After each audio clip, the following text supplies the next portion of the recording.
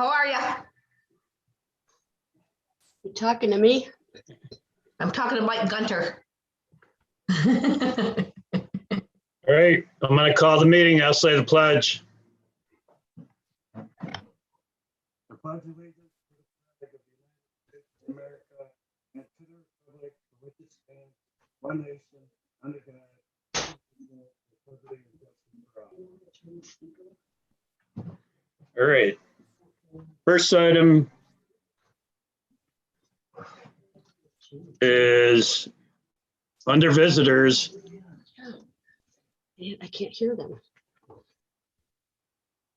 Under visitors, we have a presentation from the Michigan Independent Citizens Redistricting Commission. Mr. Woods, you could take it away.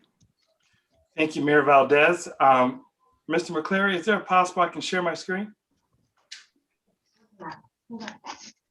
Yes, Lisa will arrange for you to share your screen. Thank you so much. I appreciate it. Thank you so much, Village of Blissfield, for the opportunity to speak before you tonight about Michigan redistricting efforts and connect me with a long lost friend, Frank Walsh, from decades ago from our time in Southwest Michigan. But this is truly a treat. I'd like to thank Mr. McCleary for coordinating this and enabling this to happen.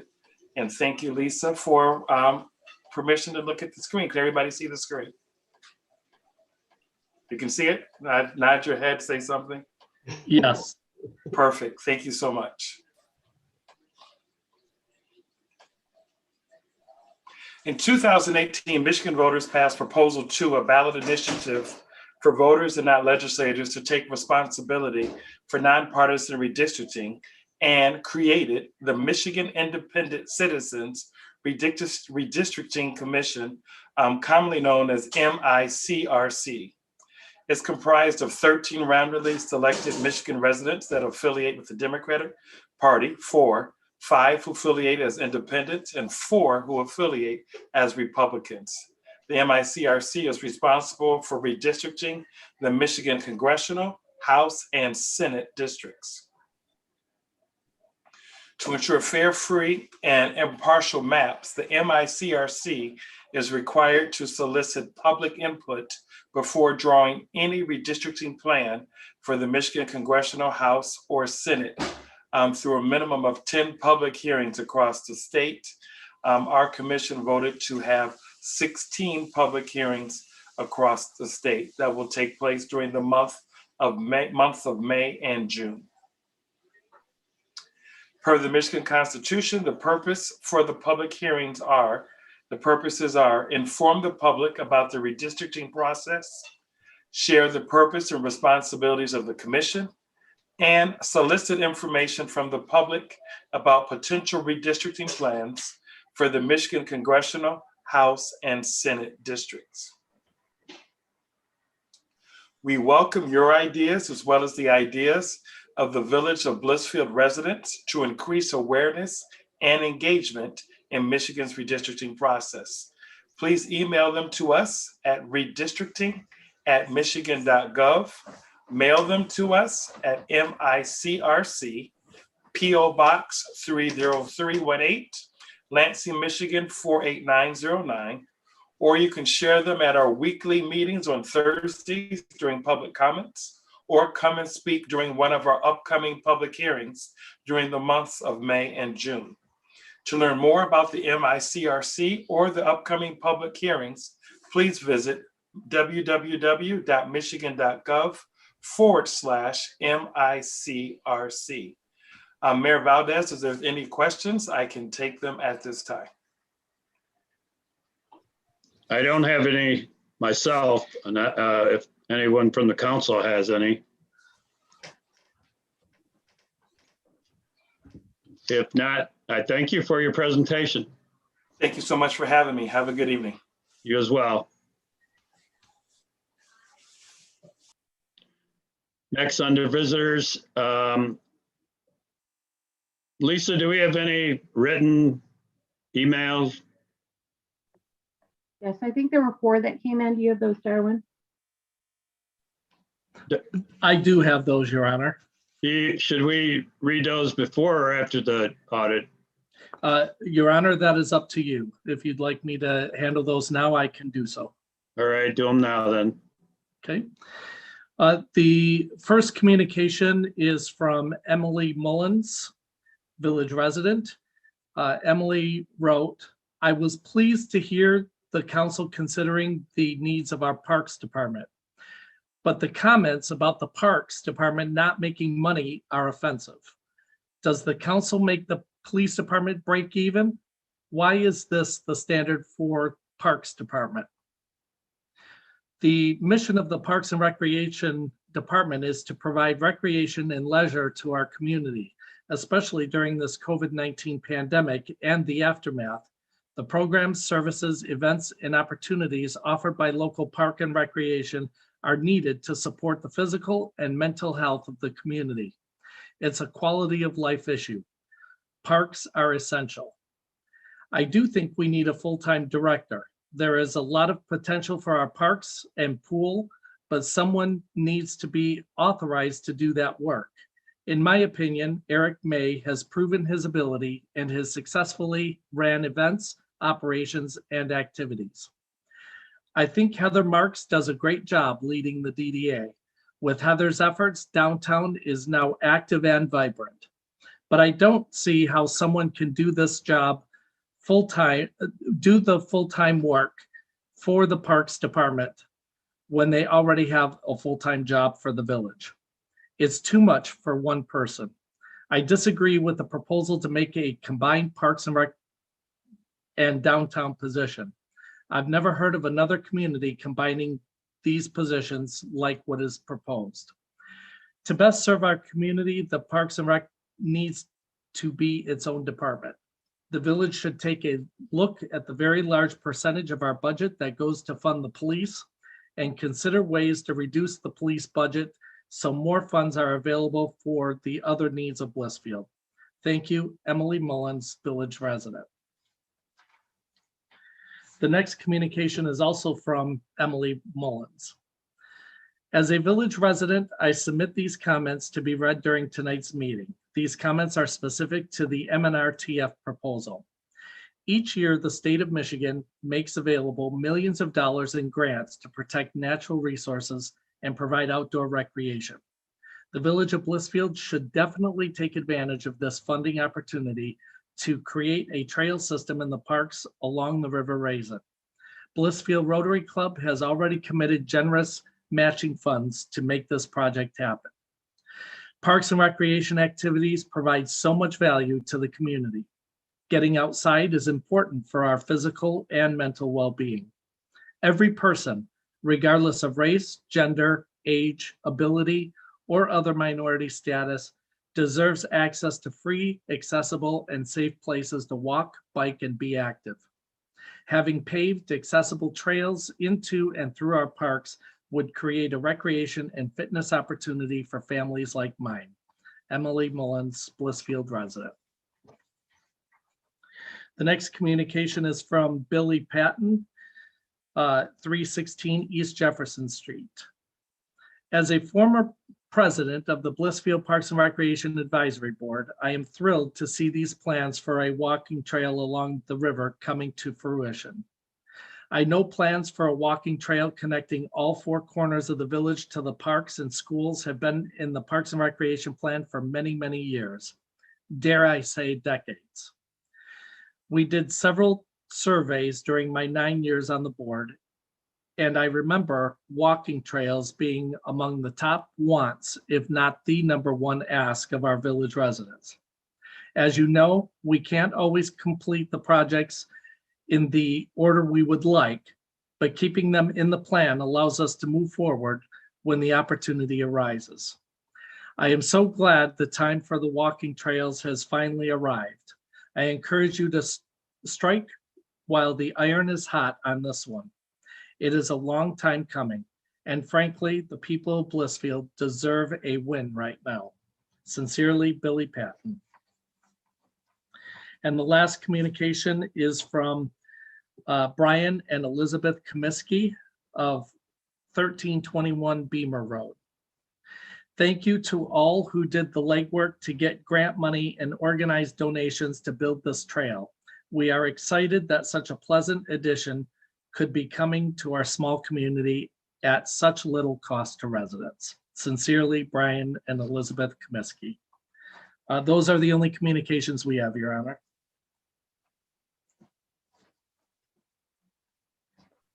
Okay. I'd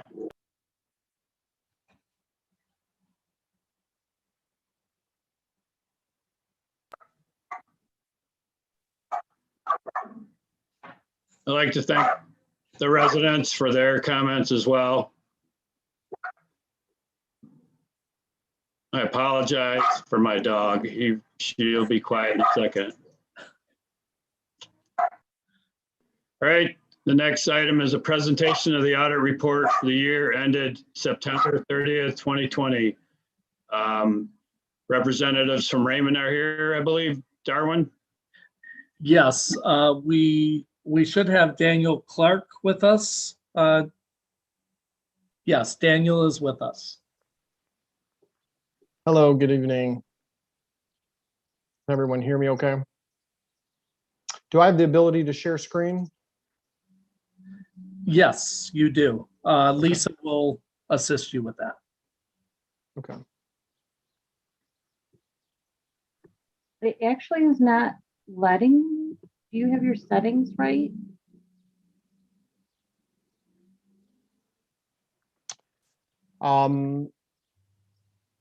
I haven't done anything different and I'm able to share in other presentations. Can I email you the presentation?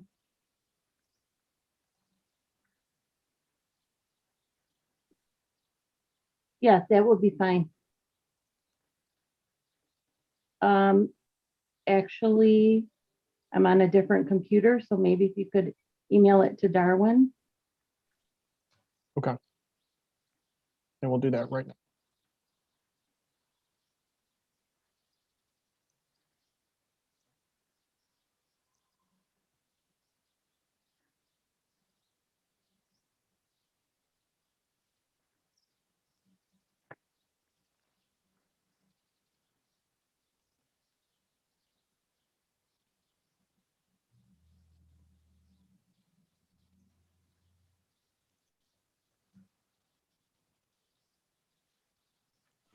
Okay, now you should be able to take over host.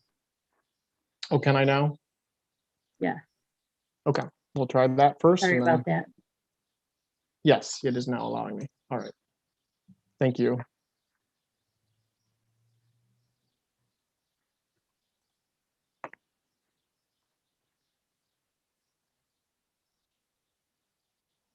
All right, is that visible to everyone? Okay, excellent. All right, so good evening, everyone. My name is Daniel Clark. I'm the principal on the Village of Blissfield audit for the September 30th, 2020 year end. Just going to talk about the agenda for tonight. We're going to just quickly go through those, the team members that worked on your engagement. We have some required board communications that we are required to communicate every year. We're going to talk about some financial results and then move on to upcoming accounting pronouncements and then open it up for any questions. But feel free as I'm going through this to stop me. Sometimes it's better to just go ahead and ask the question as we move through. So whichever way you prefer, we can handle it that way. So again, my name is Daniel Clark. I'm the signing principal from Raymond. We had Nicole Truitt, who was the senior on the engagement, and then we also had a second senior, Taylor Schaefer. Both of these individuals, as well as myself, worked on this last year, so we were a consistent team last year to this year, which allowed the audit to go smoothly, and we appreciated the help that all the staff at the village provided to us.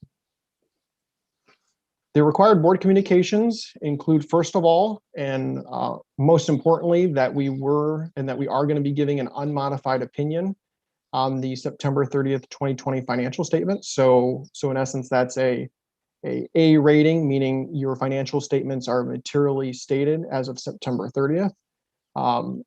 We're also asked to let you know whether any new accounting pronouncements were implemented during 2020.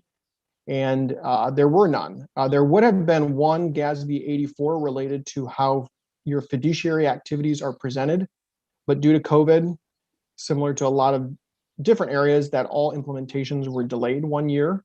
So I'll speak to that briefly at the end of the presentation, but again, there were no accounting pronouncements that were needed to be added this year. We are asked to look at accounting estimates. So those things that are like depreciation expense, any allowances against uncollectible receivables, and those inputs that go into calculating your pension and other post-employment benefit if you had any. And we did assess those and we deemed all those to be reasonable. We were also asked to let you know whether we had any difficulties during the audit, and we're happy to say there were no difficulties. Again, we appreciate all the help of the staff, Brandon and Darwin and the clerk as well. So we appreciated all their help. This year it was a little different due to COVID. We did the audit completely remotely. And so I think there's a lot more effort on their end and our end to make sure that this went smoothly. And again, we appreciated all their help. Number 5, we're asked to communicate whether we had any material misstatements, and there were a couple, and those related to, I know the water and sewer funds were split this year, and then as a result, there were some adjustments needed to the accounts receivable balance for both funds, as well as an assessment of the allowance. And then there was one other adjustment that was made related to a capitalizable item that needed to be capitalized for your pool fund. And then there were some uncorrected immaterial misstatements. So what those related to were just adjustments that weren't material enough to have to go back and correct, but just that we have to note just based on the dollar amount. And then we're asked to communicate material weaknesses or significant deficiencies in other matters. So there were 4 findings that we noted, including a significant deficiency and other matter. The first of which is anytime that we have a material misstatement, we are required to have a finding. So the first one related to those different adjustments I already mentioned. The second one, which is a repeat from last year, is anytime that a firm prepares the financial statements of the organization, we have to list a finding. And often this is just a cost benefit that the village decides to do, that it's just part of the audit process and it's more efficient for the firm to do it. So again, that was a repeat from last year. Number 3 and number 4 related to segregation of duties, and then the water and sewer billing adjustment. So in looking at the controls surrounding the cash receipts process, we felt like that there were times when there was not a proper segregation of duties as far as collection and then recording and depositing such cash items. And then also number 4 related to water and sewer billing adjustments, there was not proper approval of those adjustments that were made into the system. Again, not saying that they were illegal or fraudulent, but that there was no approval process to show that they were approved by the person that was making that adjustment. And then there were a couple other management letter comments, so more just best practices. One of which was related to journal entries and bank reconciliations, making sure that those had proper signatures on them to show that they were reviewed by somebody outside of the preparer. Again, not that they weren't reviewed, but there was no evidence showing that they were.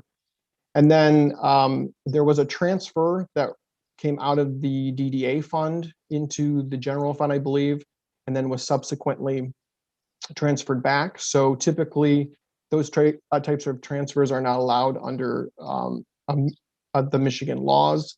So again, it was corrected during the year, but again, the fact that that was done to begin with, we felt like that was worth noting to make sure that that doesn't occur in the future. And then lastly, I do know that there were budget adjustments that were made after year end to pretty much match actual to your budgeted amounts, or I'm sorry, to match budget to your actual amounts.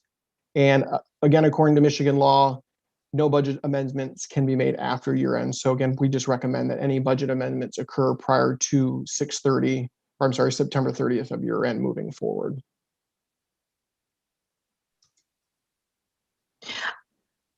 Daniel? Yes. Excuse me.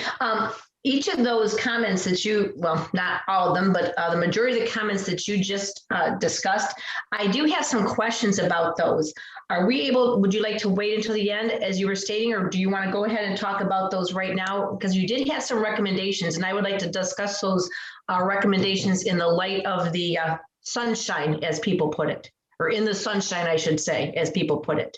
Yeah, if you want to ask those now, that's completely appropriate. I do. However, I don't know what page it's going to be on your audit. I know what page it is for on our agenda. For Okay. example, I don't know, Lisa, if you can put up our agenda, if that's easier, or Daniel, to use your audit, what would you recommend?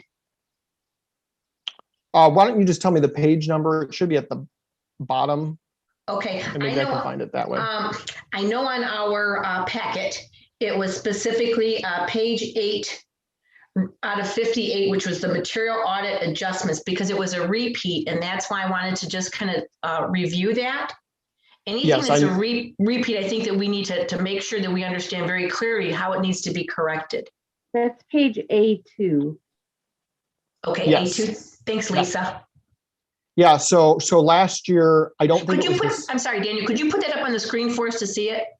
Yes, I will. The A2, thank you. Is this what you were speaking of? Yes, it is. Thank you. Mhm. Okay. So yes, the repeat is that there was a material audit adjustment. Mhm. So last year, I don't recall what the adjustments were related to. I think one had to do with accounts payable, whereas this year it had to do with the receivable balances in the sewer and water fund, and the capitalizable amount that related to your pool fund. So the repeat piece of it is that you had a material finding, or I'm sorry, a material adjustment again this year compared to last year. The specific amounts and the accounts that were related to are different than what they were last year. Okay, so it's not the same, not a repeat of the same account issue. Correct. Gotcha. Okay, thank you. Lisa, if you wouldn't mind, or actually Daniel, then if you want to scroll down to, I think it's the next page then. It's about the segregation of the incompatible duties that you spoke about. Finding Yes. 2020-003.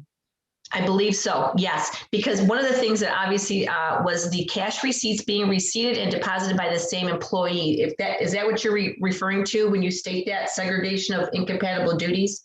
Yes.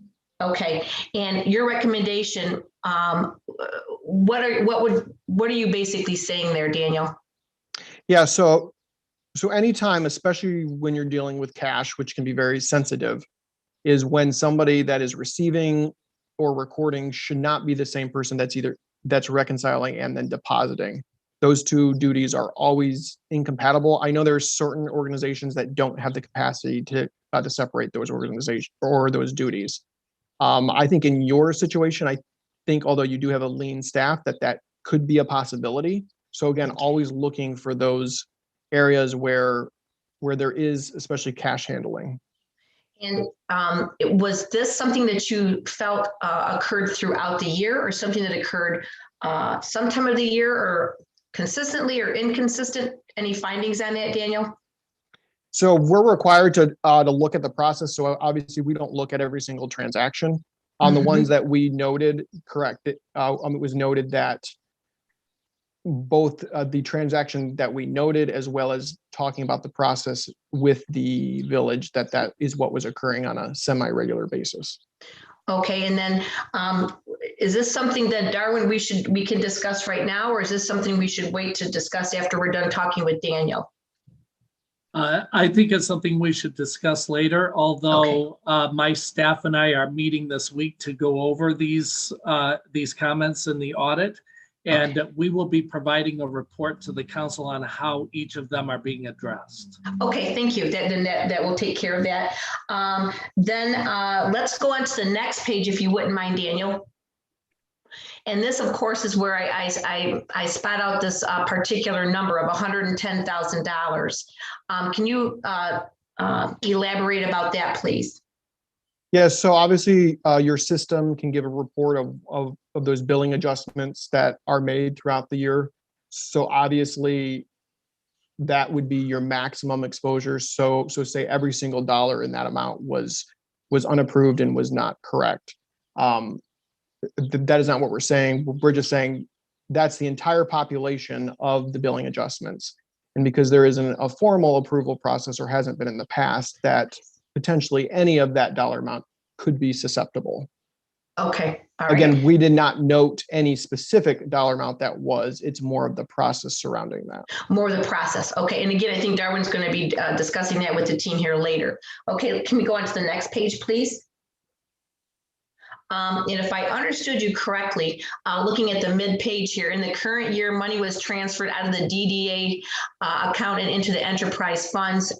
You are stating very clearly that by state statute, that is not permissible. Is that correct?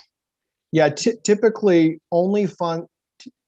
general fund is one of the only funds that can transfer out. Okay. There are other situations in which, depending on funding sources, that money can be transferred in and out. So when we see transfers out of different funds, those are the ones that we specifically look at because there needs to be a real reason as to why. That one did not seem to have a reason that would be appropriate according to state statute. Again, that was corrected prior to us coming on board to do the audit. But the mere fact that it occurred and then it was corrected was more of a management letter comment. Thank you. And so if the village were to, at that particular time that this occurred, was a little bit up in arms because of its occurrence, people that were a little concerned weren't crazy, were they? I would say probably not. Thank you very much. I wanted to clarify that because that was a big whopping issue. Thank you so much. Can we go on to the budget amendments with the state statute as well? You're saying that we need to have the budget, once the budget is done at the end of the year, there's not supposed to be any changes in that. Am I clear on that as well? Yeah, so state requirement states that you can't make your final budget amendments after year end, that has to occur prior to your year end of September 30th. Okay, and of course that was something that was done and that's not something that's that is typical. Recommended. Correct. Okay, thank you so much. Those were the big questions that I had, Daniel. Thank you. And I will say in response to Darwin's comment, so the state will require comments on these and corrective action plans. So I think you guys sitting down and talking about that and what is going to be done to take care of them, they're going to ask for that information anyway. So obviously that's the best next step as you move forward with these. Okay. And you said that our team did a wonderful job as far as getting material to you and working with you, the clerk and Darwin and the treasurer. All that worked out well. You got things in a timely fashion. Yes. And we appreciated it. Yep. Okay. Beautiful. Thanks again, Daniel. I appreciate your comments. Yep. I have a question that pertains to this right now. So did you notice anything last year where funds were transferred from the DDA and then back in? Do you remember? I don't believe that came up last year, no. Just makes me wonder if it's been there in the past. I'm guessing we would have noted it had it been. So I'd say offhand, probably it did not occur last year. But I wouldn't know years prior to that. I think this is our third year and I don't think we've noticed it any of the other 2 years that we've audited. Okay.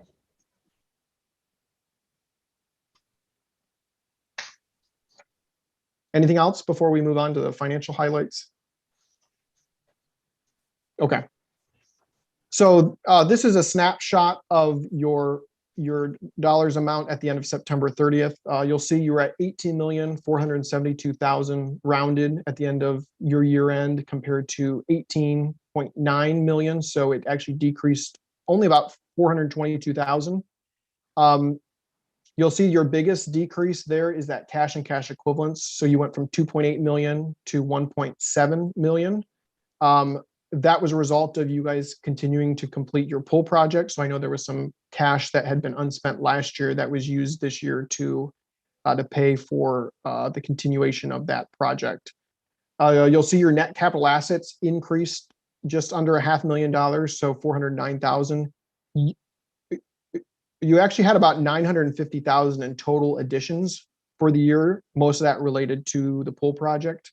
And then netted with that is your depreciation expense. And the village has about 550,000 in depreciation expense every year. So those two numbers netted together got you to that increase of 409,000. And then on your liability side, the village had just about 6.1 million in liabilities compared to 7.5 last year. So your liabilities decreased this year by about $1.4 million.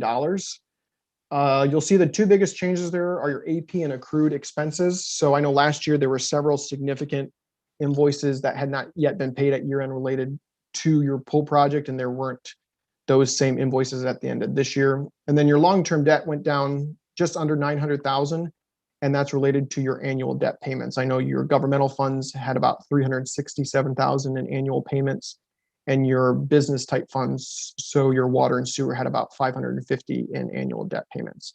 And there was no new debt added in the current year. So that decrease is strictly a result of your annual debt payments. And then your assets minus your liabilities is your net position or your equity. And that's split into three different buckets. You'll see the biggest piece of that is your net investment in capital assets. So all those water sewer lines, your pool projects, so anything that would be capitalized represents a significant portion of your equity position. 12% of it equals your restricted dollars. So those dollars that are brought in for specific purposes and that have to be spent on those purposes that have not yet been spent at the end of the year. And then 3% represents your unrestricted dollars. So those dollars that can be spent on anything that's appropriate according to the village for general operations. And then this graph is just a picture of those three different buckets over the last 3 years. That top line you'll see is your net investment in capital assets. And that has continued to increase over the last 3 years. So in 2018, it was just below 9 million, and now you're about $10.5 million at the end of 2020. That mostly as a result of the bond and the pool project. So again, that continues to increase as you add those pool additions. Again, as that kind of settles off and you start depreciating it, I would say that this bar graph will continue to level off and or decrease as those items start to depreciate. That middle line is your restricted dollars. So you'll see over the last 3 years that has remained relatively flat. So at the end of the year, you were about 1.5 million in restricted dollars not yet spent. And then that bottom line is your unrestricted, and that actually went up this year about 125,000. So you're currently sitting at a $319,000 positive unrestricted balance. And again, this is at entity wide, so it's all funds combined. We'll talk a little bit about your general fund specifically in a moment. So your revenue and expenses at the entity-wide levels, so all funds combined, you had just above 5.5 million in revenues compared to 4.5 in expenses. So you had a net positive change in net position of just under $1 million in 2020. And you'll see over the last 3 years, your revenue has exceeded your expenses in all 3 years, and you've had a positive outcome that continues to increase over the last 3 years. And now we'll talk about your major revenue line items. So there are 4 that the village has that are your considered major, or 100,000 and above. Obviously, your largest one is property taxes, and you'll see that you had a 1.3 million in property taxes this year, which was a decrease from last year of 1.6, much more similar to what you were experiencing in 2018. That middle line is your state revenue, and that went from 769,000 last year to 970,000 this year, so a positive increase there. And then those bottom two, you'll see both decrease slightly in the current year. Your fees, which is that green line, and your charges for services, which is that orange line. And I know both of those went down slightly, I think, due to COVID and how that affected your charges for services items and your fees items. And now we'll move to talk about your general fund specifically. So you'll see this in 2020, you had 1.5 or just below $1.5 million in revenue compared to 1.6 in expenses or expenditures. So you had a small net loss of about 148,000. And both of those are a little bit higher than last year, but it was actually significantly improved from 2018. And then we always like to talk about your general fund coverage ratios. So what this equation is it compares your unrestricted fund balance to your annual expenditures, and it tells you how many months that are sitting in your unrestricted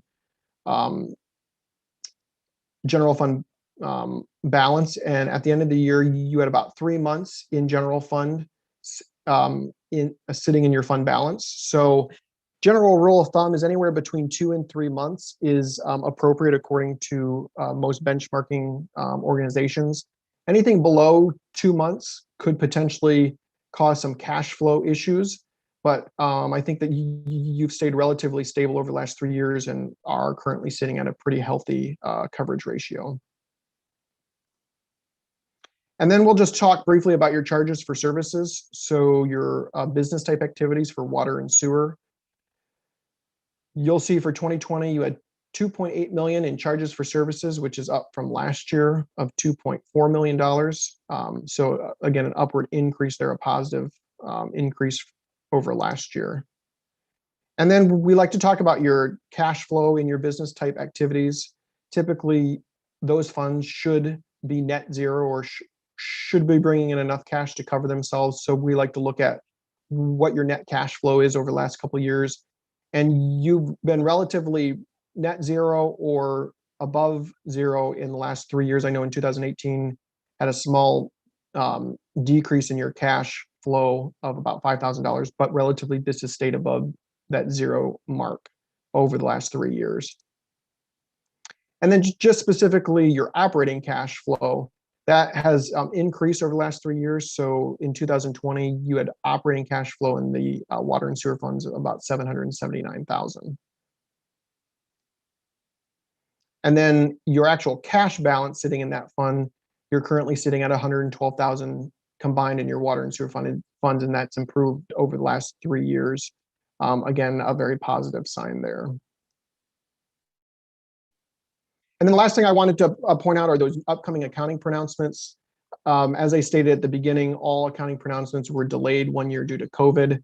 So you'll see there's a lot on the horizon. Most of these aren't going to really have any impact on the village. So you'll see at the end of all of those, but the first one, I have NA there. So again, they won't have any direct or material impact on the financials. In 2 years, when GASB 87 is applicable, it's talking about the new way of recording and recognizing leases, and we'll work with the village as that comes due. And then GASB 84, which is this bottom one here, related to how the fiduciary activities are recorded. That was the one that was supposed to be implemented last year or in 2020, which will now be implemented this coming year or for September 30th of 2021.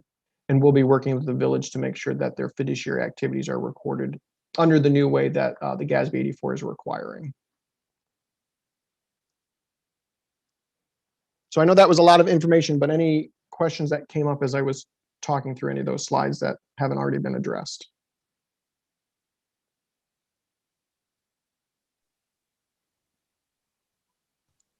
I didn't have Daniel a question about any of those particular slides, but excuse me.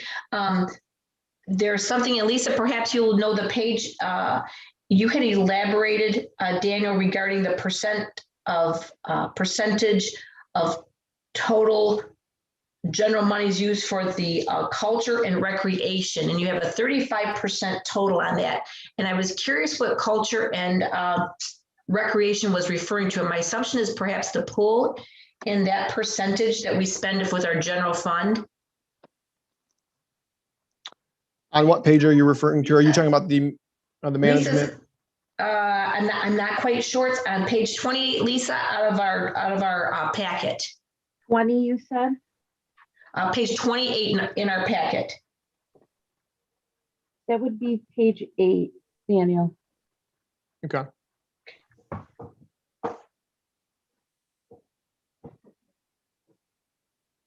So it's let me pull this up. Yes. And I was just curious when you said another significant, I understand the most significant is public safety, but the one stating another significant category is culture and recreation. And it includes the operations of the parks. Is that like through the DPW work? Does that include the pool? I know. Yeah, this includes, so this is, yeah, correct. Anything that would relate it to parks, recreation, anything that the general fund would be paying for the pools. I can get you Okay. a detailed list of what makes up those accounts. I just was with it being that that larger percentage right underneath the police department. My assumption was pool, but I just wanted to clarify if that was part of that number. Yes, I believe so. I can double check that and Okay. make sure though. All right. I can get back with you to confirm that. Okay. Thank you.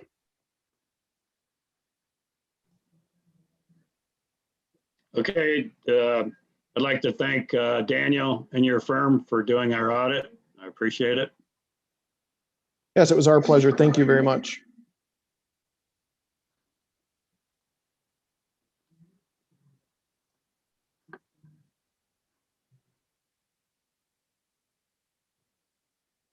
Next would be the approval of the minutes of the last meeting.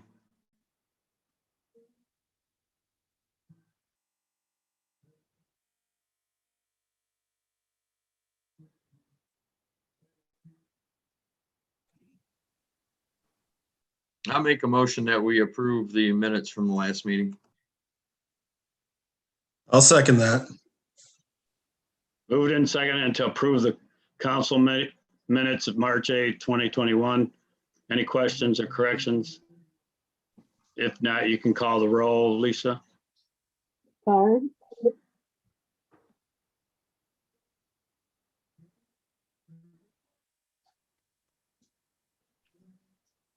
Barb, did you answer?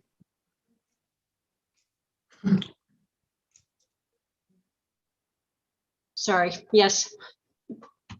Gary, Yes. James, Yes. Gwen, Yes. Mike, Yes. and I don't think Jan is on here. Bob, Yes. Minutes approved. Thank you. Darwin, I had a question. Were we supposed to do anything with our budget except hear it? You did not need to do anything with the audit report other than receive it. Thank you. First discussion action item is a life-saving award, police officer Tyler Rayburn. If Chief is on, do you want to take that one? Yes, thank you, Bob. Yeah, earlier this month, Officer Rayburn responded to a medical call for service. It arrived before medical got there. Found a woman unconscious and agonal breathing. He immediately began deploying his AED when the woman stopped breathing. He got the AED hooked up and began CPR. Narcan was also administered, and he was able to successfully revive the woman. By the time she was transported, she was actually conscious and able to thank Officer Rayburn for his efforts. But she was, for all intents and purposes, she was dead. We were looking at her, her eyes were wide open, and she was lifeless.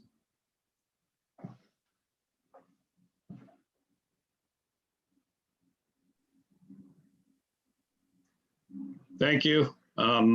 We will present Tyler with a certificate of appreciation. I appreciate it. Thank you. We need a motion on that.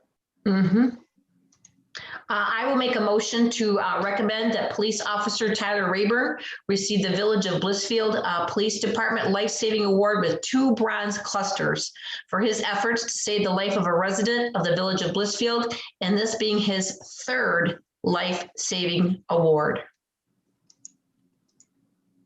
Or moved and supported to approve Gwen's motion on the activities Tyler Rayburn has done. You can call the roll, Lisa. Mike, Yes. Gwen, Yes. James, Yes. Jerry, Yes. Barb, Yes. Bob, Yes. Thanks, Chief. Thank you, sir. Appreciate it. Thank you for sharing the information, Chief. Thank you. Next action item is a public hearing resolution authorizing submission of MNRTF grant. Your Honor, if I could start out on this one. The council is scheduled tonight to receive a brief presentation from Jake Normant of the Rotary Club on the Blissfield Rotary Trail project. And then you're being requested to conduct a public hearing to receive public comments on the grant application under the MNRTF grant program. And then consider adopting the resolution authorizing the submission of the grant application. And at this time, Your Honor, if it's okay, I'd like to turn it over to Jake Normant so that he can give a brief overview of the project. Okay, thanks. Okay. Good evening, council, and whoever else may be in attendance here. I see a bunch of people, so it's a well-attended meeting, which is important, as there's been a lot of information that I think isn't fully understood what we're doing. So we had in the Parks and Recreation Master Plan, there is a section for the trail system within Blissfield.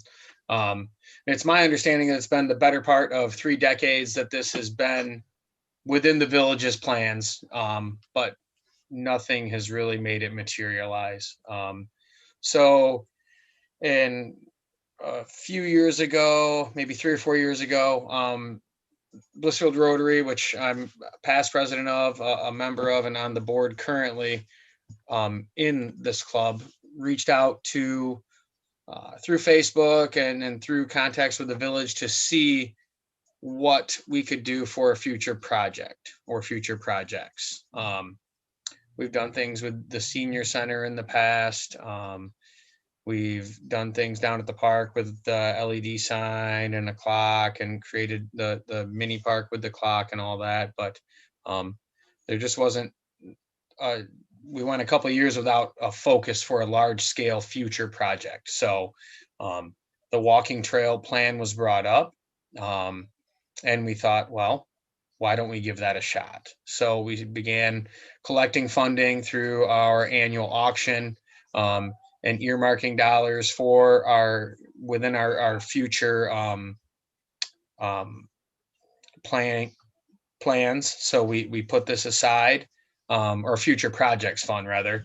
And we got to the point where we had a significant amount of funding. So we started kind of looking into how we could go about this and see how much it would cost the village to do this. So the village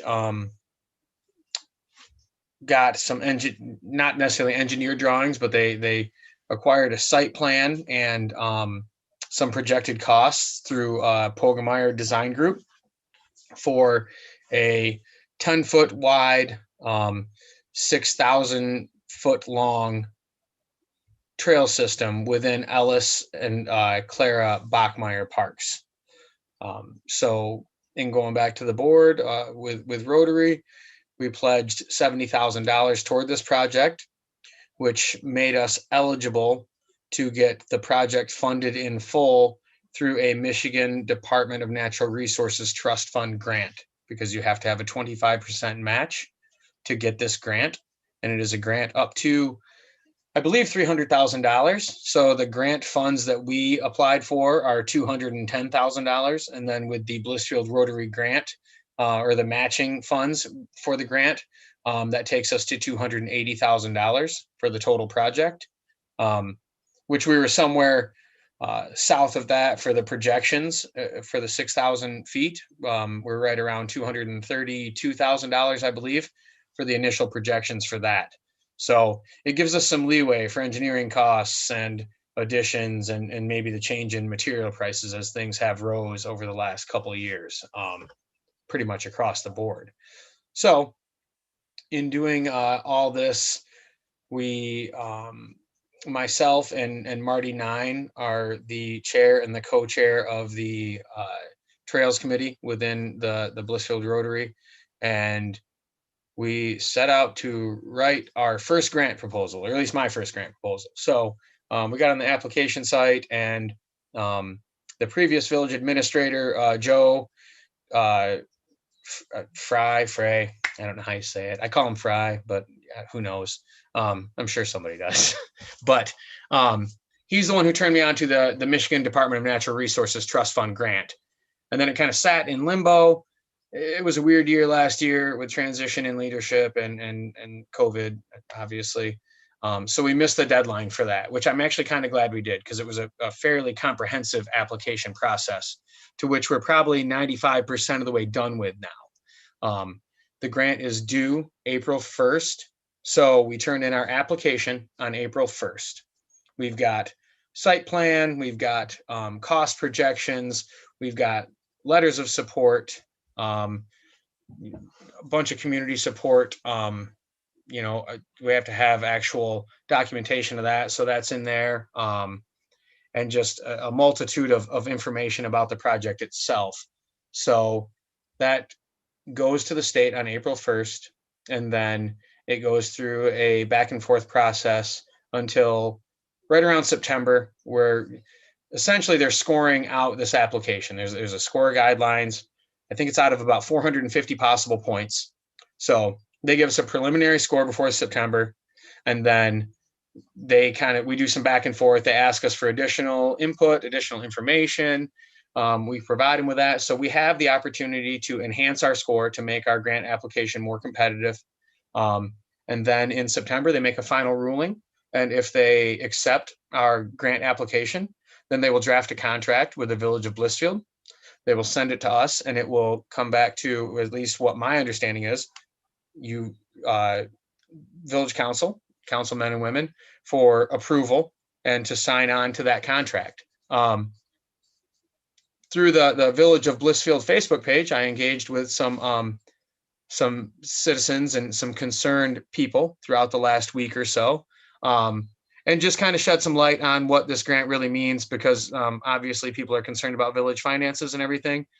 And I assured them that we are doing everything we can to make little to no cost to the village on this. The only real cost projections for the village are the ongoing maintenance of the trails, which projects to be about $1,600 per year. And that figure was arrived upon by our DPW supervisor, reaching out to similar communities with trails and finding out what their cost has been to maintain theirs. Jake, can I interrupt you for a second? You certainly can. That was just to plow them. That wasn't the maintenance for year-round maintenance. That was just winter plowing with $1,600 and some dollars a mile to plow a trail. Oh, We got confused on that. okay. Yeah, I guess we were. I know there's got to be some crack fill involved too, which is pretty standard. I guess, Brent, do you know what the yearly maintenance cost would be then on the trails? No, there's no projected on that. It's all about what the base is and how they're put in. Yeah. Oh, okay. I thought we had talked about that. It's a 4-inch substrate and all that. Okay. Well, so there's that. I guess that's a bit open-ended. I thought that was something that we had discussed, and I had it wrote down that we had said $1,600 a year, but I guess that's just plowing alone. So other than that, like I said, there will be no, the submission of the application for the grant is not to say that we commit to this grant or we commit to taking state money for it.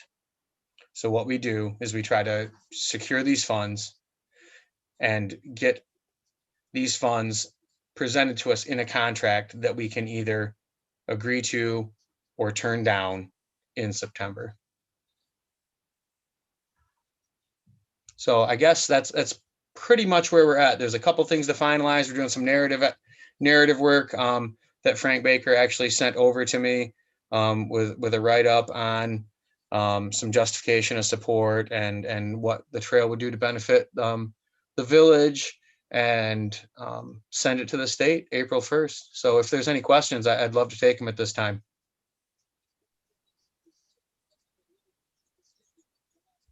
All right. If there are any questions, thanks for that presentation, Jake. So now I need to call a public hearing with public comment, Darwin. Yes, Your Honor. It would be appropriate to open the public hearing for public comment at this time. Okay, so I open up the public hearing at this time.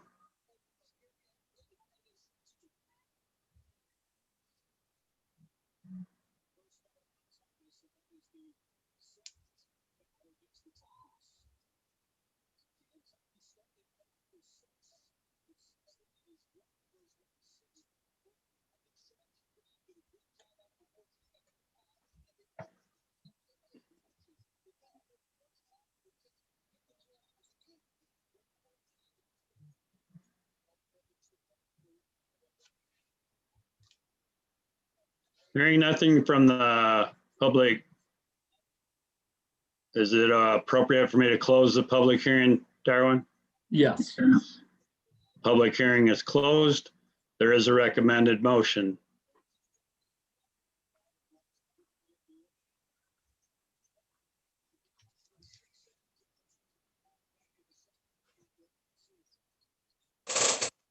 I'll make a motion to adopt the resolution authorizing the submission of the grant application via Jacob Norman Rotary to Michigan Department of Natural Resources on behalf of the Village of Blissfield.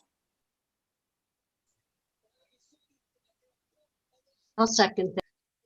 Moved and seconded to adopt the resolution as presented, authorizing the submission Michigan Natural Resources Trust Fund application for the funding of the Blissfield Rotary Trail project. Any other questions? Thanks again for the presentation. You can call the roll, Lisa. Oh, I got some. Okay, go ahead. Go ahead, Mike. First off, I'd really like to see maintenance costs brought upon us as soon as possible. You know, obviously those trails are going to have to be sealed at some point, you know, milled and resurfaced down the line, crack filling, etc. That's something that, you know, projects are always great. We always appreciate when people are willing to donate to the village, but you always got to consider the future and what those maintenance costs of those improvements are going to cost the village. So first off, the sooner the better, as soon as we can find out what those maintenance costs would be for the project. Yeah, no, go ahead. If I can, I agree with you. I mean, I thought that was covered, actually. I mean, we have went over it. I know Darwin had asked Brent to figure that out. So at some point we should have those in front of us. I mean, we need a more comprehensive one. I don't know really what other avenue to go to get them other than through Brent and Darwin. But I know that the sealing of the trail, I believe Brent said that's not a thing because it is a road grade asphalt that they use for the trail. So it's a crack seal, a crack fill type situation yearly. Other than that, at some point it would have to be milled, maybe 15 to 20 years down the road. And I'm sure that figure can vary significantly depending on condition, but it was my understanding that the the road grade asphalt and the thing they would use for there had a decent amount of elasticity to withstand large cracks. But I think we do need to have that in the budget because, as I've talked to with some members of the council, if we're going to obviously expand the village's infrastructure, we need to plan for future maintenance to that effect.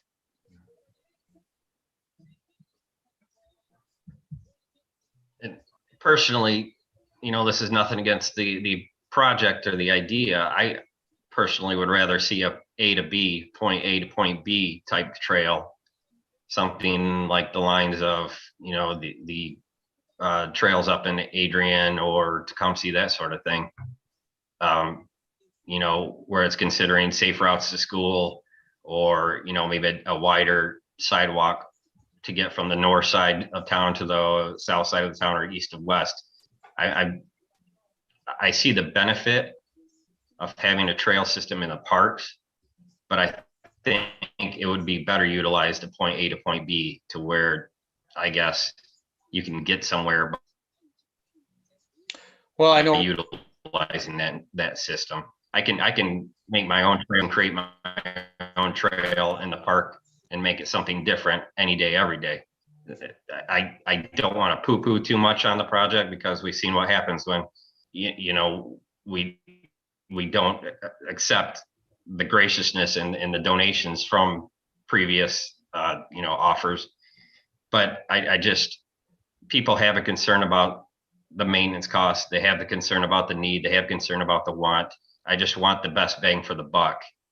And personally, I think, getting 223 and the river are pretty much make the village a quadrant. So what would be a better system to make the village accessible rather than having to cross the river at one point and cross 223 at one point? That's just my personal opinion, Jake.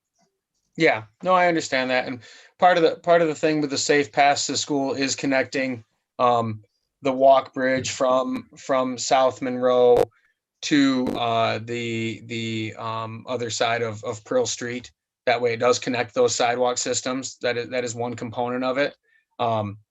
We just ran into the logistical issue of a point A to point B scenario where we had easements to deal with and possibility of private landowners and things like that. And this just was the idea was to get a trail system installed and let people see what it could be and hopefully kind of raise some public perception or improve public perception of what it could be, and then possibly leverage that to kind of ease people's thoughts on it, or to say, yeah, you know what, maybe I have some stuff by this river, but I would love to see this trail extended down to, say, and I think I can speak openly about Frank Baker's support for the trail, but he's talked openly before in many meetings about providing an easement through his property on the riverbank to possibly even connect to the other side of the road there with a bridge at some point for a safe pass to school for the kids. But not everybody feels that way. And this was kind of, like you said, that's kind of how this works. If you get opposition and then the idea goes away and then it disappears for however many numbers of years. And we were trying to do an actionable step at a minimal cost to the village to make people realize what this could be and to benefit the village in the interim. And I do appreciate that. And again, this isn't to take anything away from the project or what the Rotary has done, because the Rotary's obviously done amazing things for the town. But, again, just what's the best bang for the buck? And then as well as how do we maintain that in the future? Obviously, people don't want to see us spending right now. So every improvement comes at a cost down the line. So, I just want to tread lightly with that. I do appreciate the way you explained the application process for the grant itself. Again, this is a recreation grant. This is something that would only be used in recreation. It doesn't pay for anything else, i.e. wastewater treatment plant, anything like that. So, people say tax, grant money is tax money. That's true to a point, but that tax money would go to any other community. So that money's out there already. So why Right. wouldn't we justify applying for that grant money? And it doesn't, the project itself doesn't cost the village anything. The Rotary's paying the quarter. The grant pays the other 3/4. Right. All it boils down to is what does it cost us in the future to maintain the project? Correct. And that was a discussion on the Facebook page. And grant money is not 100% tax money either. There's a lot of sources for grant money, but a large portion of it is tax money. So, but it is earmarked for specific purposes, like you said. Any other questions or comments? Yeah, The only- Mike, to your point about the upkeep, Jacob and I have spoken about earmarking future funds at amounts that we can handle. $2,000 a year for the first 5 years, $1,000 after that until we grow that fund or that balance to a point where we feel comfortable that we can maintain the trail. I think if we present it in small targets like that, it's a much more feasible project overall. Just being able to give people access to different parts of the park that they currently either can't or don't access for a small amount of money over the next 5 to 10 years, I think is a valid project. I do agree, though. I would like to know a pretty solid estimate of what that maintenance is going to be so that we can, in our next budget, earmark some funds and grow that balance to cover any major. And from personal experience, these trails tend to last quite a significant amount of time. They put one in where I'm from. It's been 35 or 40 years now. It's getting a ton of use. They've expanded it, I think, 8 or 10 times now. They keep just growing this network and finding ways to expand it because the enjoyment people get from riding their bikes and running and walking on it is outweighs the cost and the maintenance. So that's just my thoughts. Thanks. I just want to make the comment, Jake, to you that I appreciate you taking the opportunity in this kind of a setting to explain the whole procedure, the past, the present, so that there is that clarity for all those Facebook friends out there that like to be keyboard warriors. Thank you. Yeah. And some of them are just misinformed and, and that's okay. And it's a good, actually I have someone that's coming to a Rotary meeting this Wednesday, I think, that I made friends with. So it'll be good. All right, you can call the roll, Lisa. James, Yes. Mike, Yes. Barb, Yes. Jerry, Yes. Gwen, Yes.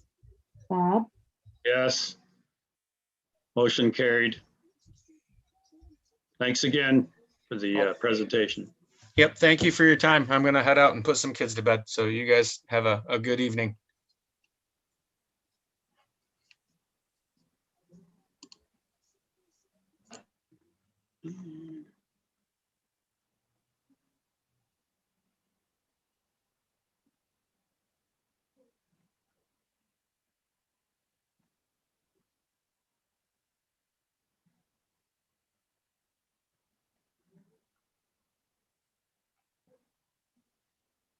Sorry, just having a little bit of trouble with my computer, but there it is. Next would be the village community profile draft. Frank Walsh is here. If anyone has any questions or comments on that, now would be the time. If we have suggestions for this, are we going to do this now, or do you want me to email you, Frank? Whatever is easier for the group. I would just need them by tomorrow night. Okay, I like the presentation overall. The only thing I really saw was in Ellis Park, you mentioned a swimming pool. The swimming pool it's there, but it's not there. Okay. All right, I'll delete that. Thank you. You're welcome. Good presentation overall, though. Thank you. I think it plays well for the community. And while I'm on here, if you don't mind, in Meridian Township where I work during the day, we have about 75 or 80 miles of these pathways that you just talked about. And if there's any assistance that we can be to help you or any way like that, just let us know, reach out, and we'll tell you what we know about them because we work and maintain them every year. Okay, thanks. Frank, is there any action that you require of us tonight? No, I just wanted you to see the work that we put into this. I think it's going to be very representative of your community. It encompasses all of the comments that I heard. Well, not all, majority of the comments and a number of those that I heard multiple times from 17 different interviews, all of which took 20 or 30 minutes. So there's a lot of information I have that I put together into this. No, it'll be posted on several sites, several LinkedIn, Glassdoor, Facebook, Michigan Municipal League. I'm not gonna spend your money to do it nationally. It's a very expensive ad to do that, and I think we can recruit right here in the state and save that. I think it's like $800. It's not worth it for this community. So we'll get started on Friday. I'll be posting a job ad that goes, this is about the community. I gotta get them to want to come to Blissfield first. And the job announcement that I'll be writing tomorrow or Wednesday will go along. So that will talk much more about the role and the job in addition to this. So we attract them through the brochure, write a job announcement, and all that will be posted Friday, and it's a 4-week process. There's nothing, unless there's something in here that I missed. You're all experts on Blissfield. So if there's something that I missed in here, please let me know. I did have a couple things, Okay. if that's okay. Sure. The River Racing Festival, it's held in Ellis Park and on the east side of Bachmeyer Park. It was a little confusing to me to read it. Okay. So can you repeat that? The event is held in Ellis Park and on the east side of Bachmeyer Park. Okay, because I have the event is held at Ellis Park on the east side of beautiful Bachmeyer Park. That makes it sound like one park. Okay. Okay. All right. And it's Thank you. in both parks at the same time. Okay. And then one other one. I'm not sure where it's at. And it's Downtown Planters. You said the Blissfield Garden Club did that? Yes. And it wasn't. It was the DDA, specifically the design committee of the DDA. Okay. Yeah, I got that right off the website, so I'm not sure how that got in there. It might have been something that was dated. Maybe. Yeah. So the DDA, would it be fair to call it the DDA Flowers? What do you think, Mike? Yeah, it could be considered, whatever, but it's just not the garden club. They're kind of defunct right now. But Okay. They are defunct. The Like DDA 10 does. years. Yeah, Okay. the DDA does a lot of the physical improvements downtown. Got it. All right, I'll make those changes. Thank you very much. I want to thank I want to thank Barb. I specifically remember our conversation, and I've shown this to a couple of people just to start promoting Blissfield. And you would think out of all this, they'd be asking about the wastewater plant. They'd be asking about the aquatic project, right? That's what they should be asking about, right? The first 2 people that have read this have asked me about the Black Squirrel Flea Market. That's what they wanted to know about. So you just never know what's going to interest people. But I appreciate all that information, and I look forward to getting this position posted at the end of the week. Okay, that's funny because that's a brand new project. We haven't even held it yet. The very first one will be in May. Great. I guess we better hold it, huh? Guess we better have it. There you go. All right. Thanks, Frank. Thank you very much. And as you know, I'll be in touch. Okay. Thanks. Next action item is Uniform Video Services Local Franchise Agreement with DP Communications. Pretty cut and dry. Council is being requested to approve a Uniform Video Services Local Franchise Agreement for DMP Communications of Petersburg, Michigan. We received the application on February 23rd. The form and content of these agreements is governed by state statute. There's very little, if any, modification that the village can do to these agreements. Village Attorney Jubai has reviewed the agreement and determined that it does comply with state statute. The agreement, basically the only things we can really change in the agreement are the percentages for the franchise fee and the public education and government channel or PEG fee. We do not here in Blissfield charge the PEG fee. We only charge the franchise fee, and that would be 5%, which is what the current agreement with this company calls for. So there's no change in that. Okay. So there's a recommended motion. I'm sure all you trustees read the agreement and find it satisfactory. Recommended motion there. I'll move council approve the Uniform Video Services Local Franchise Agreement between DMP Communications doing business as DMP Cable Incorporated in the Village of Blissfield pursuant to Michigan Public Act 480 of 2006 for the term of 10 years and to authorize the village president to execute the agreement on behalf of the village. I'll support that.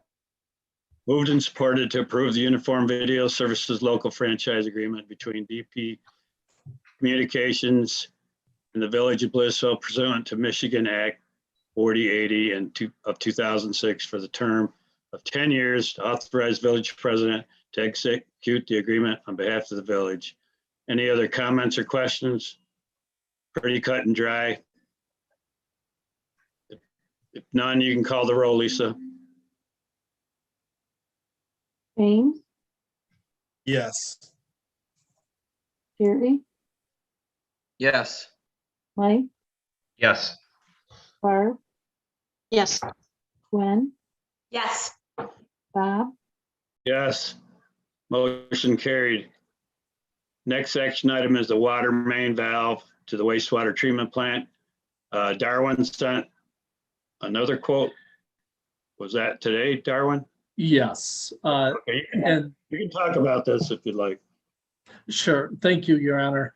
Our DPW supervisor, Castle, had recommended that as part of the wastewater treatment plant upgrade project, we install a water valve on the wastewater treatment plant property so that we can shut off water to the facility without having to shut off water to right now 2 homes that are on MacArthur.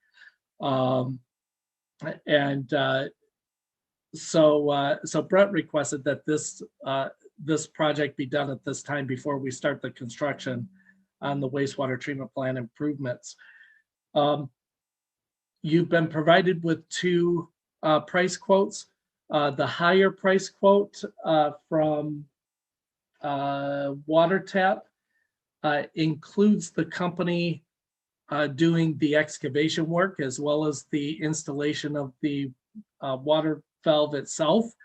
The second company provided a price quote to just install the water valve itself with the assumption that the Public Works Department would be handling the excavation work. Supervisor Castle has indicated that DPW could do the excavation work if the council awarded the contract to the lower bid. Mr. Castle is on participating in this meeting tonight. And I don't know, Brent, if you wanted to add anything to this, but he is available to answer any questions council may have. Hey, Brent, how long do you think it would take you to do this project? Is it something you guys can knock out in a day or so? Yeah, Jerry, we would dig it, prep it, get it ready if you accepted the lower bid from city services. Both companies have done work for the village. Water Tap has done 3 or 4 basically line stops for the village. They did some abandonment. They do very good work, and so doesn't city services. Install that valve will probably only take them hopefully a good 3 hours. It's just an instant valve. Once we get it cleaned, they saddle up and they clamp it, and it basically puts a valve there. Reason why I brought this to the attention is the valve on out at Lane Street does not shut off all the way. If you're doing all the construction that is getting done there, for 2 reasons, if something gets hit, it will not go off completely. And the second of all, then we are once again shutting off residents. Project out there like that, they should have their own curb stop that they can shut the plant off inside the fence. So in all the years that plant's been out there, they've never had their own curb stop? No, it's out at the street, but then they started then them other 2 houses tapped onto it in time. The valve out there don't shut off. It was put in there when the plant was built. Okay, thank you.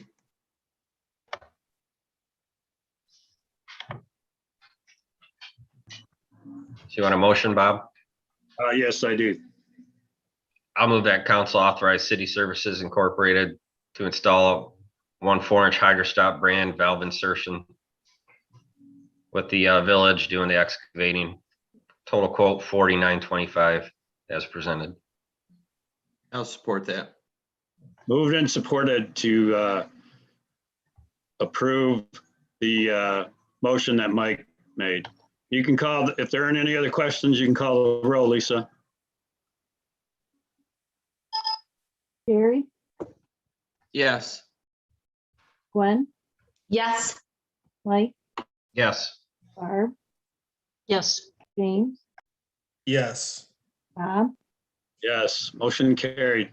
Thank you. Next action item is sheet pool rates 2021. Your Honor, council is being requested to approve the 2021 aquatic center rates. As far as I know, there has been no change in the rates from last season. But we do have Heather Marks participating in this meeting. She prepared the schedule for you. And Heather, I don't know if you want to make any comments. Thank you, Darwin. So there was one change that was noted on the cash sheet, and that was the non-residential rate. Darwin and I met with Eric and went over the rates for Bone Pool. And so I went on their website, and it's pretty comparable to what they offer there. The one thing that Eric also suggested, and I included as well, was the active military being able to, and under 2 years of age, to be able to swim for free.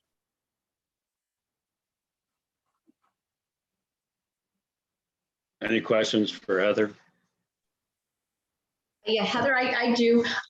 Is Bone Pool the YMCA pool, or is that a separate pool? It is part of the YMCA in Adrian, but it's Okay, the gotcha. outdoor facility. Okay, and then what did you get a comparable cost to what the Christian Center charges for their facility? The Christian Center is a little bit harder to compare because they have a yearly rate or to use the entire facility. However, their daily rate is around the $8 mark per person. Okay, so so those would be the most local pools, if you will, that you could use a comparison with. Correct. Okay, gotcha. Thank you. I have a question. Heather, is that for each session or is that per day? Because we generally have 2 sessions. We have, a morning session and then the time in the where they do the cleanup and whatever, and then an afternoon session. Is that just a one-time gig for the whole day or is it per session? That would be for the whole day.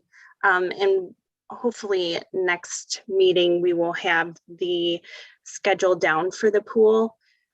And we will be looking at whether or not the break is needed. And you guys can decide if you want to keep it open the full day.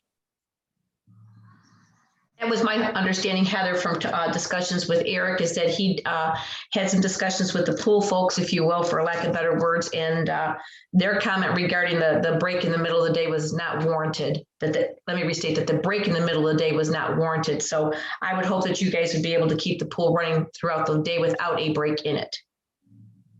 That is my hope as well. Beautiful. Thank you. So I would need a recommended motion to approve the pool rates. I'll make a motion that we approve the pool rates as presented. I'll second. Moved in second to approve the motion to approve the pool rates as presented. You can call the roll, Lisa.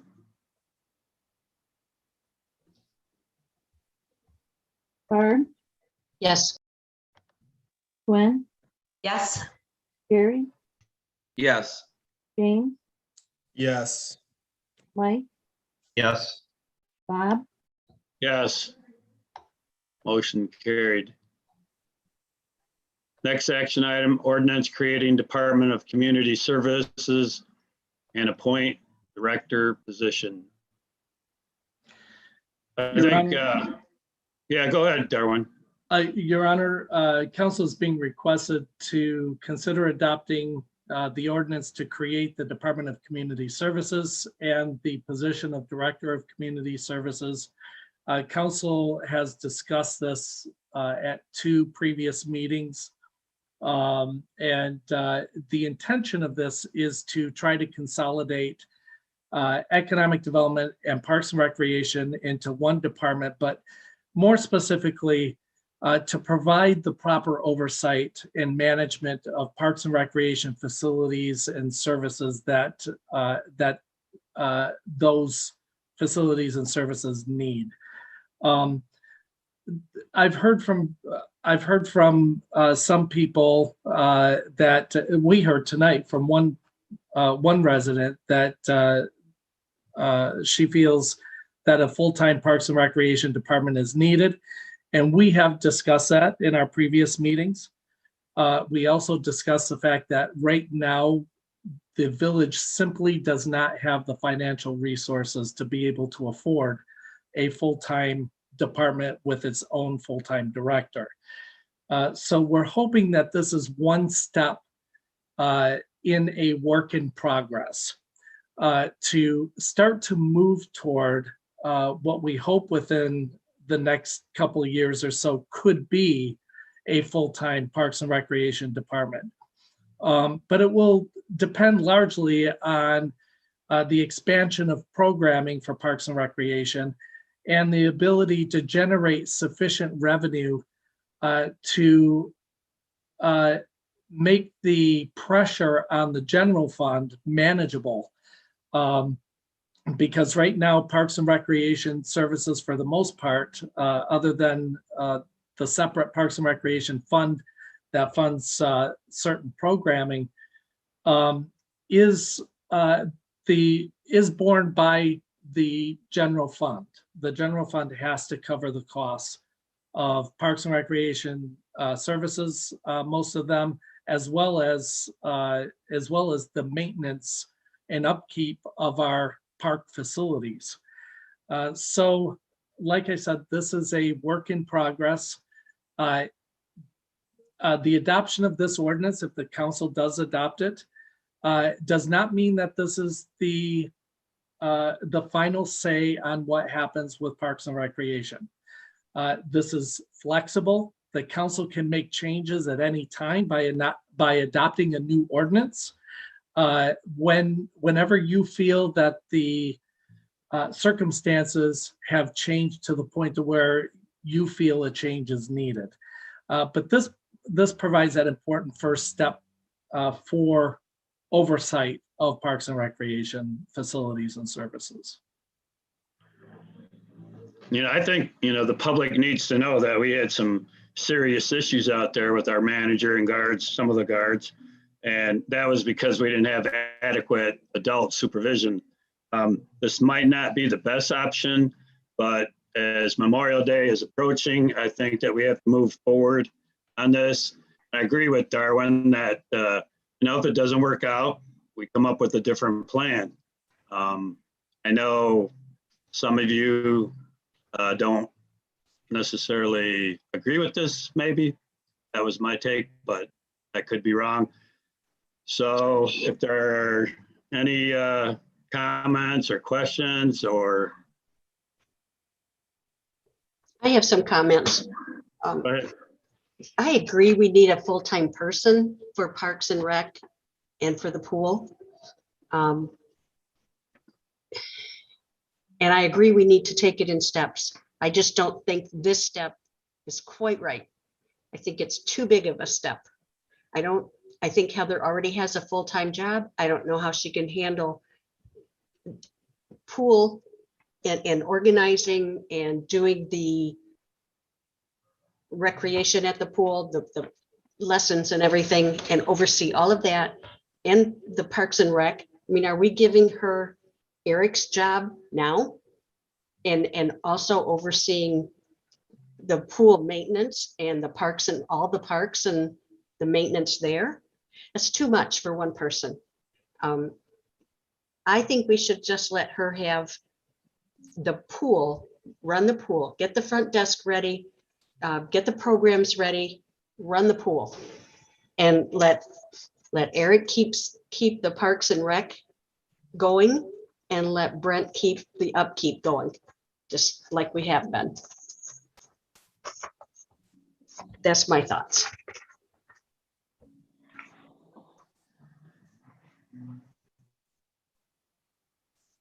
Any other thoughts? Barb, what are you referring to regarding Brent? Could you elaborate that, please? Well, just that when there's something that needs to be taken care of at any of the parks, Brent oversees that. He currently does that. He currently does that. And you're As saying, far as why I would know. that be part of the new ordinance position's responsibility?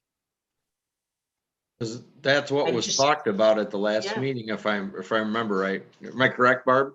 That's the way I took it. Just if I could just clarify, so the rules of Public Works in maintaining park facilities would not change.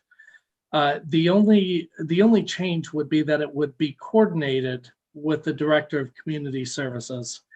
What I'm hoping is that the Director of Community Services would take a more proactive role in identifying, doing routine inspections of the parks and coordinating with the DPW supervisor on maintenance and upkeep of the parks.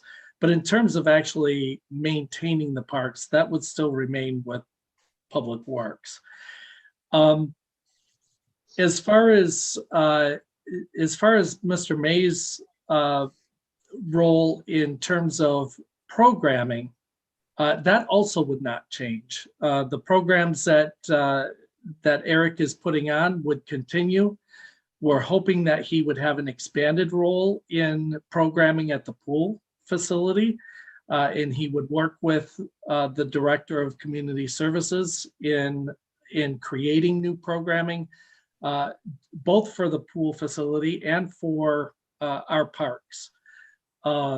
So in terms of the roles of the people who already have roles with Parks and Recreation, those would not change. This just allows for one director to be coordinating everything, to oversee everything, to make sure things are getting done. and to take a more active role in the management of the pool facility itself, because we really need someone who can devote more time to making sure that we get this pool up and running. We've got the concessions stand set up that the director is working with Mr. May on programming so that we have new and exciting programming going on a routine basis at the pool facility, because it really needs to be an experience for our residents and for other patrons every time they come to the pool. If we want them to continue coming back and not get bored with simply swimming, we've got to make sure that the facility provides an experience for people.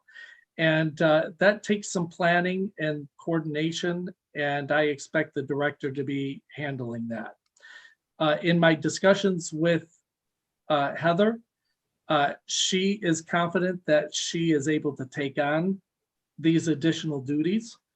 And my recommendation to the council is that we provide her with this opportunity to do that, with the understanding that at the end of this season, we will reevaluate what has happened during the season, and make whatever changes we need to make for the next year and beyond. I'm just afraid that if she's overseeing everything that Eric does and what Brent does at the parks and all her other duties, I'm afraid that the DDA portion is going to suffer. That she's just not going to have time for some of it. And the pool would come first because we need that pool. But for the DDA, we need Yuletide to happen. And we've had one meeting so far, when some years we've already had a couple meetings on that. It's just a lot of big things for her to keep organized.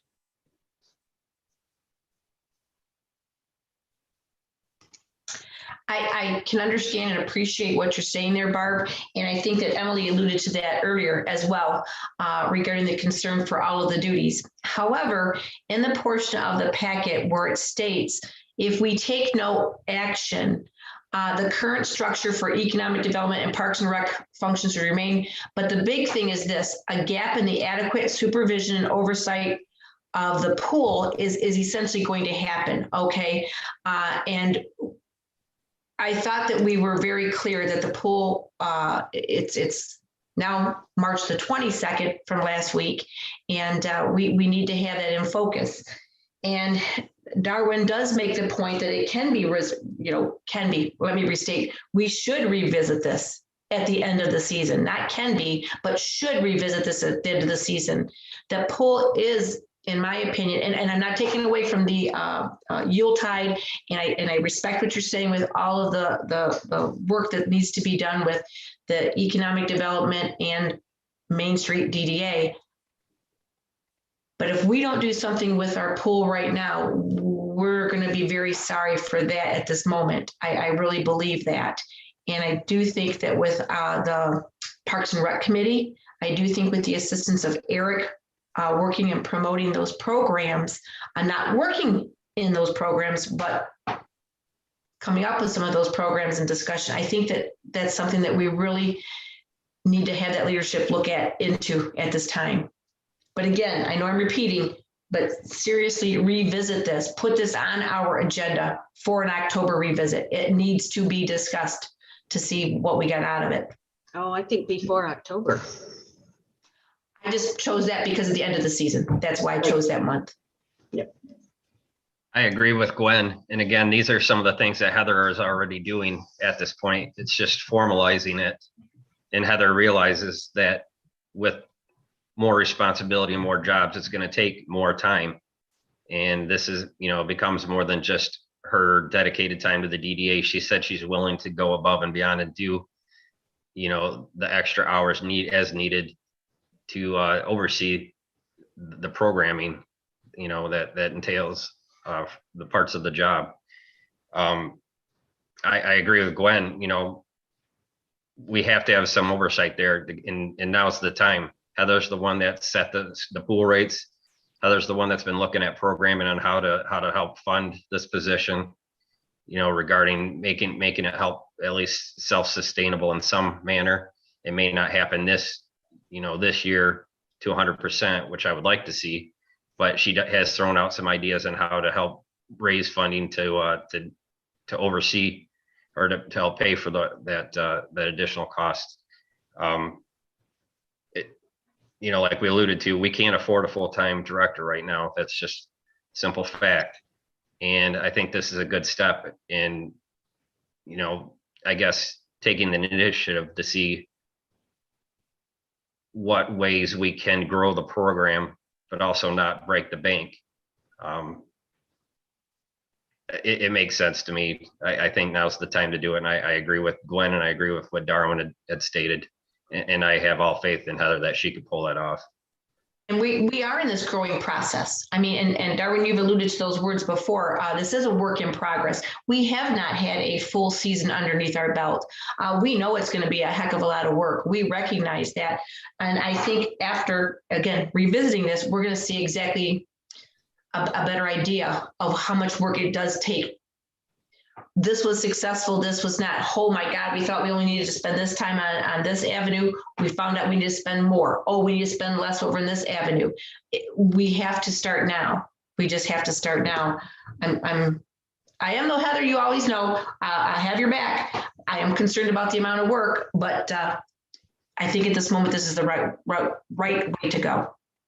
And like Darwin alluded to, this can change down the line. This is going to be a trial process, and you know, we can tweak it or we can totally get rid of it. And Heather's that, you know, Heather knows that, and she's understandable that that position could go away next year. It could go away sooner than that. But yes, we need to do something. We need to keep moving forward. So I agree with you, Gwen. I think we should move forward with it. Any other comment? I was just going to reiterate what I said last week at the committee of the whole meeting. I think we're behind the 8 ball. We need to keep moving forward. This gets us headed in the right direction. And I'll just concur with everybody else that if at least for this year, I would, you know, I think this is the way to go, and we re-examine it end of summer, first of fall. I think we need to do this. Again, I'm just saying, if we don't have to dump all of it on Heather's plate right now, then why are we overloading her? If we just give her the pool, but that, again, that's my opinion.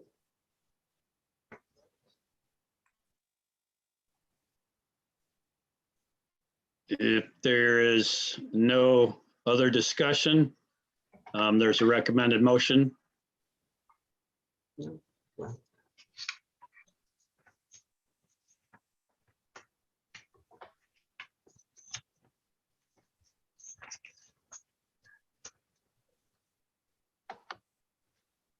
Do we need a motion? Is that what you're asking? Yes, yes, I'm asking that. Sorry. Yep. All right, I'll make a motion that we adopt the ordinance establishing the Department of Community Services and creating the new position of Director of Community Services.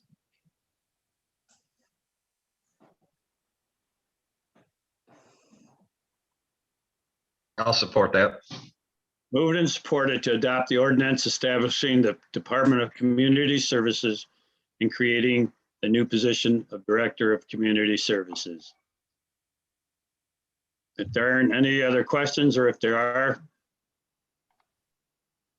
if not, then you can call the roll, Lisa. Gary, Yes. James, Yes. Gwen, Yes. Barb? No. Mike, Yes. Bob, Yes. Motion carried. Your Honor, there are 2 additional motions that are being recommended. Yeah, I see that. I'll make a motion to approve the job description for the Director of Community Services position as presented. I'll second that. Moved and seconded to approve the job description for the Director of Community Services position as presented. You can call the roll, Lisa.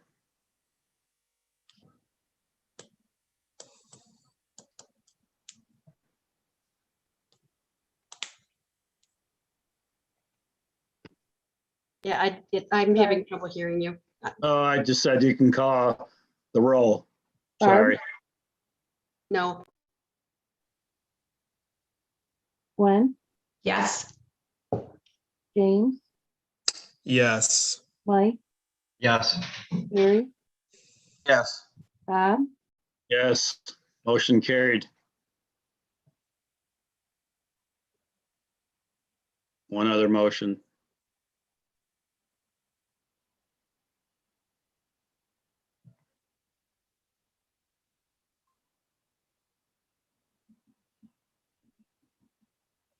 I'll make a motion to approve the appointment of Heather Marks to the position of Director of Community Services and to approve an increase of $6,000 in salary for Ms. Marks to assume the additional duties of the position to be charged to the pool department and the recreation department of the general fund equally, with the new position salary to be $54,480.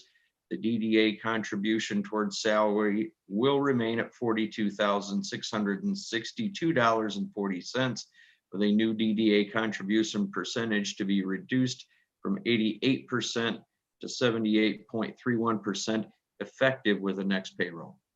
If I could just make a clarification, in reviewing the budget, I would recommend that the additional costs for the salary all be charged, at least for this fiscal year, to the economic development wages in the administrator budget. And then in future years, in future fiscal years, I would assume that the new administrator will create a new department budget for community services if you remain with that department. So instead of I would recommend that the motion, instead of reading to be charged to the pool department and recreation department equally, that the motion read to be charged to the economic development wages in the administrator budget.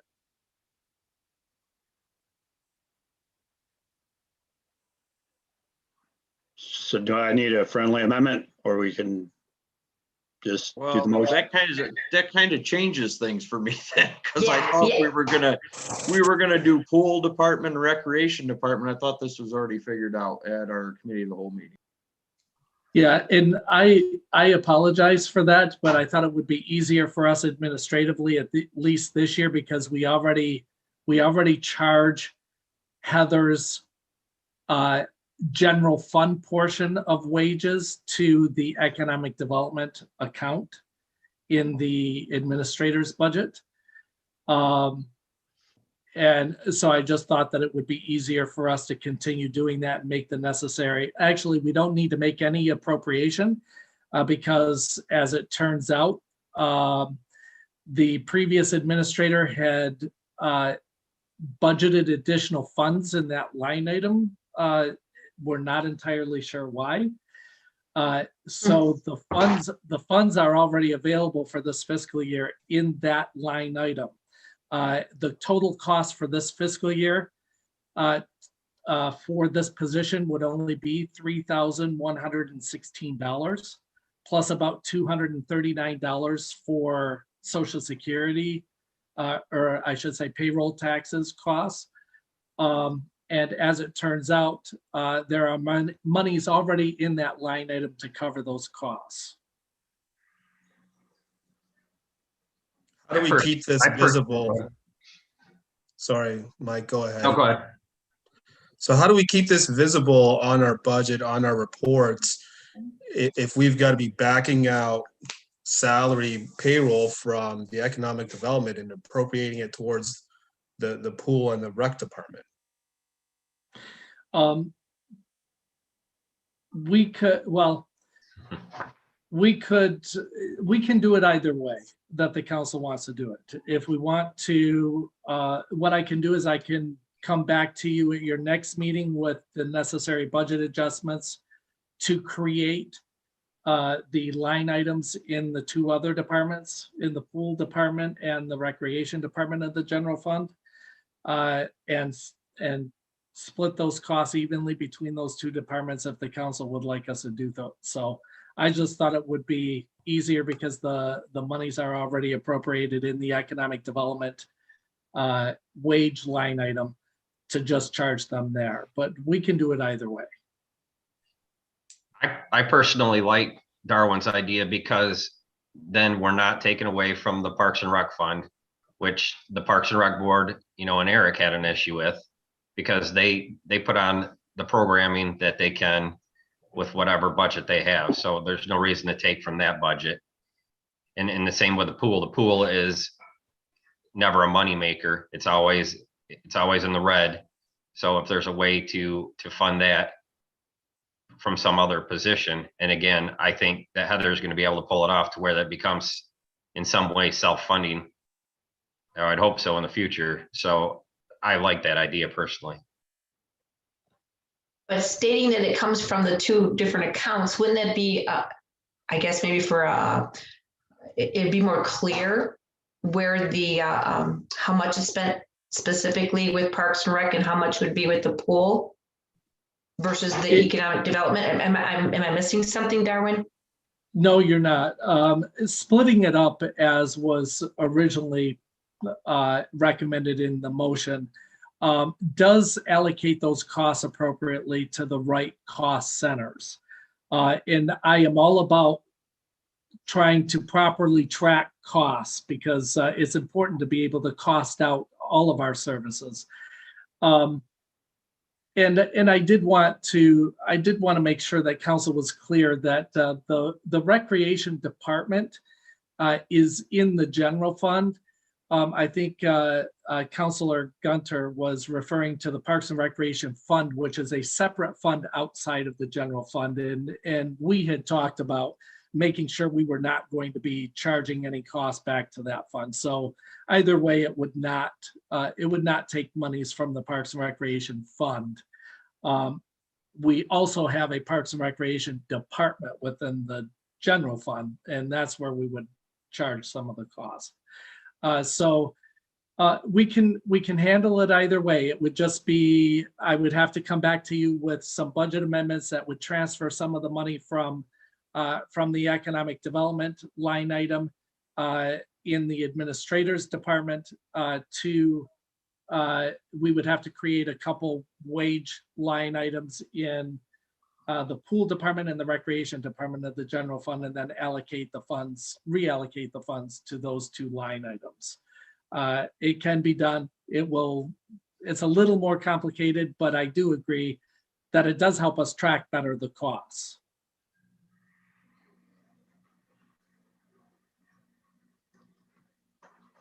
So I need to rescind my motion then.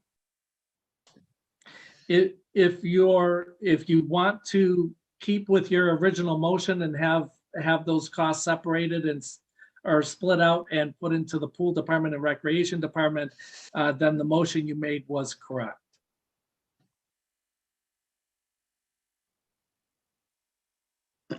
And then I would need a second.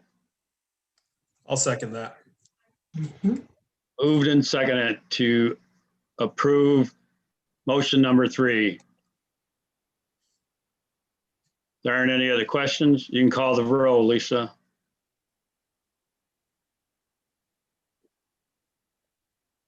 Gwen, Yes. Barb, No, James, Yes. Jerry, Yes. Mike, Yes. Bob, Yes, motion carried. Next action item number 8 is the ordinance to amend purchasing code. You want to talk about that, Darwin? Or Yes. we talked about it quite a bit, but I think I think that's the honorable president's way of saying, Darwin, you're talking too much. Yes, we have discussed the amendments to the purchasing code at some length. At your last committee of the whole meeting, the council made no changes to the proposed changes to the ordinance. So I'm happy to answer any questions council may have, but it appeared from our last meeting that council felt comfortable in moving forward with these ordinance changes.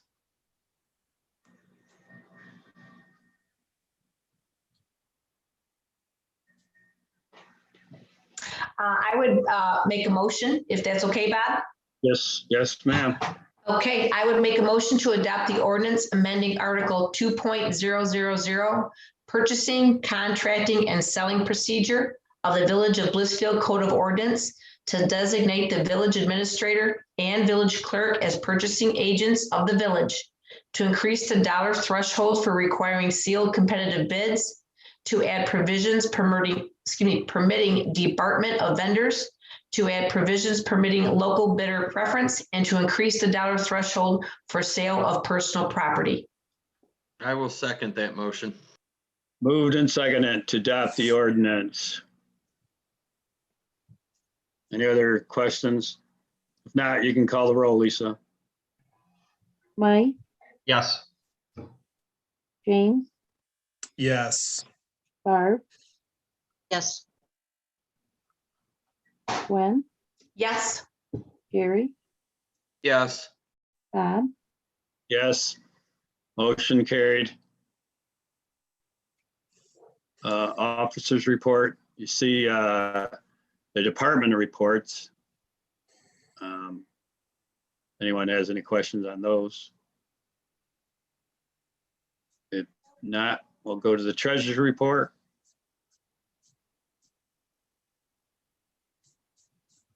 Treasurer? I have nothing to report.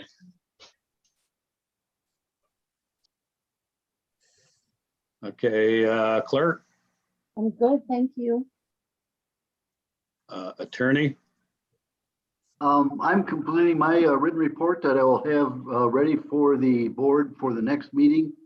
I've also been working with the chief on adjustments to our warrant procedures because of the change in law as of April 1st, and assisting Heather Marks with DDA loan agreement.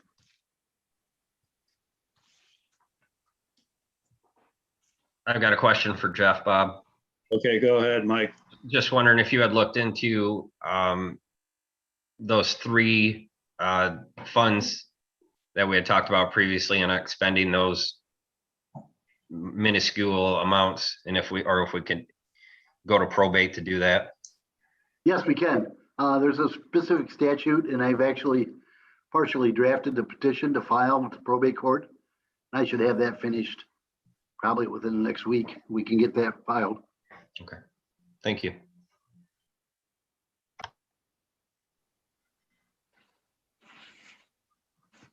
Police chief? Nothing, thank you. The administrator's report. Any questions for Darwin?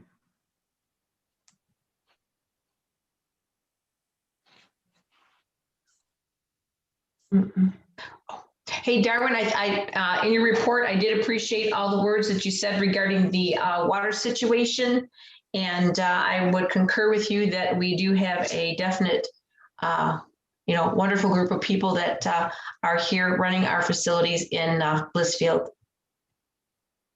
We definitely do. And I'll tell you, I don't think you will find many communities whose water systems have operated as successfully as ours have, with as few boil water advisories. Two that I'm aware of in the past 14 years, only one community-wide boil water advisory. I'll tell you, something is being done right here, and it's due to the outstanding staff that you have.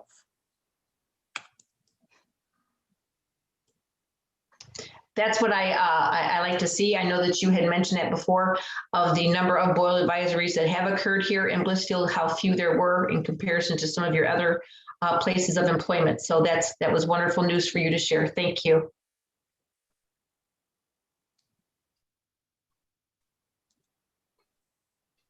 Any other questions for Darwin? If not, we're gonna move on. Darwin, do we get postcards sent out for locals, vendors through our Mitten system to notify them that we're now registered through Mitten? We have not yet sent out postcards, and I will follow up with Jennifer from Mitten and find out where we are at with that. We do have links on our website that provide valuable information to vendors on how they can access the Mitten bid system, the villages system, and be able to register on there. But I will follow up with Jennifer and find out where we are at with that. Thank you. We're going to move on to unfinished business. Can we talk about the water plant issue a little bit? Yes, we can. Mm-hmm. I mean, this obviously was a huge headache for our residents, and I want the information out there as much as we've tried to get it out there. But again, this is a formal council meeting, and I think it would be a good place to say, okay, this is what happened. Here's how we're going to fix it, and here's how we're going to try to mitigate it in the future. So I don't know if Nora's on, Darwin, or not, but I mean, can we just get a overall gist of what actually happened? I am on. Hi, Nora. Hi, Mike. Okay, so what happened was we were in the middle of some maintenance work in the plant, and we called it a valve. It's a huge gate valve that we open and close for directional flow of water. This valve is generally open year long until we do this maintenance. So I closed it to run half of the plant. And what we found out was this valve has a lot of pitting where the aluminum sits in concrete, and the seals on the side of the gate valve were expanded. So we were getting leaking. This was only happening for what our concern time period was about an hour and a half before I got it all figured out. We shut down the plant because I was trying to feed one side of the plant to produce water while I was trying to do maintenance and clean the other side of the plant, which we have done every year. And we generally do it in the winter months, so our demand is generally lower and we can run the plant that way. As the perfect storm came together, we got a warm up. Our river water, our turbidities went up, our nitrates went up. So the water we were getting in was a little worse than what we were seeing. So I noticed it very quickly, which actually helped the situation because things started escalating quickly for me. In that hour and a half, I found it. We isolated the valve for roughly 16 hours. We shut down the plant and used what water we had in the tower and the clear well to service the town. And for those 16 hours, we strictly flushed the plant straight out of our overflows to get rid of any of that water. So in my discussion with Eagle, we went through and I pulled reports for that hour and a half. Plus we have reported now every 15 minutes from March 1st up and through until we pulled that boil advisory to make sure that turbidities have stayed where they're supposed to be staying for our filtered water going out to the public.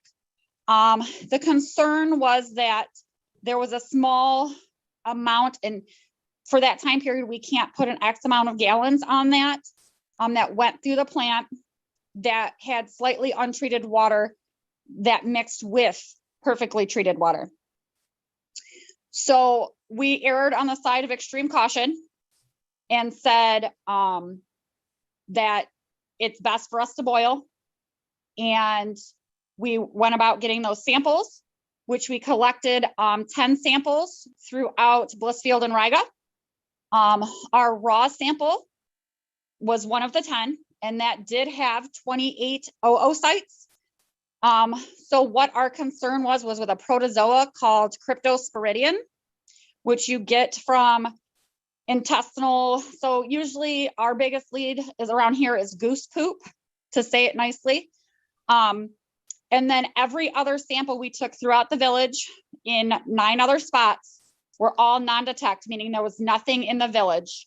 So the plant was doing exactly what it should have been doing.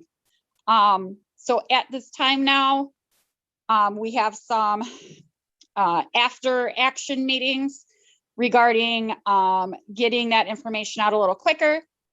When we got the advisory, it was sent out to the same post that the police would report any of their emergency notices to, which would have been WLEN, the Advance, the Telegram, the Blade, Channel 11, Channel 13, and of course, quickly we were able to get it on Facebook and the website. In hindsight, we did not think about the new sign in the park, since that was newer to us before we had those protocols in place. However, now, as we've gone through, I've made a list and we've added those that kind of slipped through the cracks. And then you can see it went a little quicker and easier lifting the advisory. It kind of, since we had already ran through that wrinkle there, that it all kind of went better that week later, getting out the other news. Do you guys have any questions? Any direct questions? I know I've kind of talked to all of you throughout the week with your questions. I got a question for you, Nora. Sure. And it's a question that got brought up to me by a couple of residents. Why did the samples have to go all the way to South Bend, Indiana?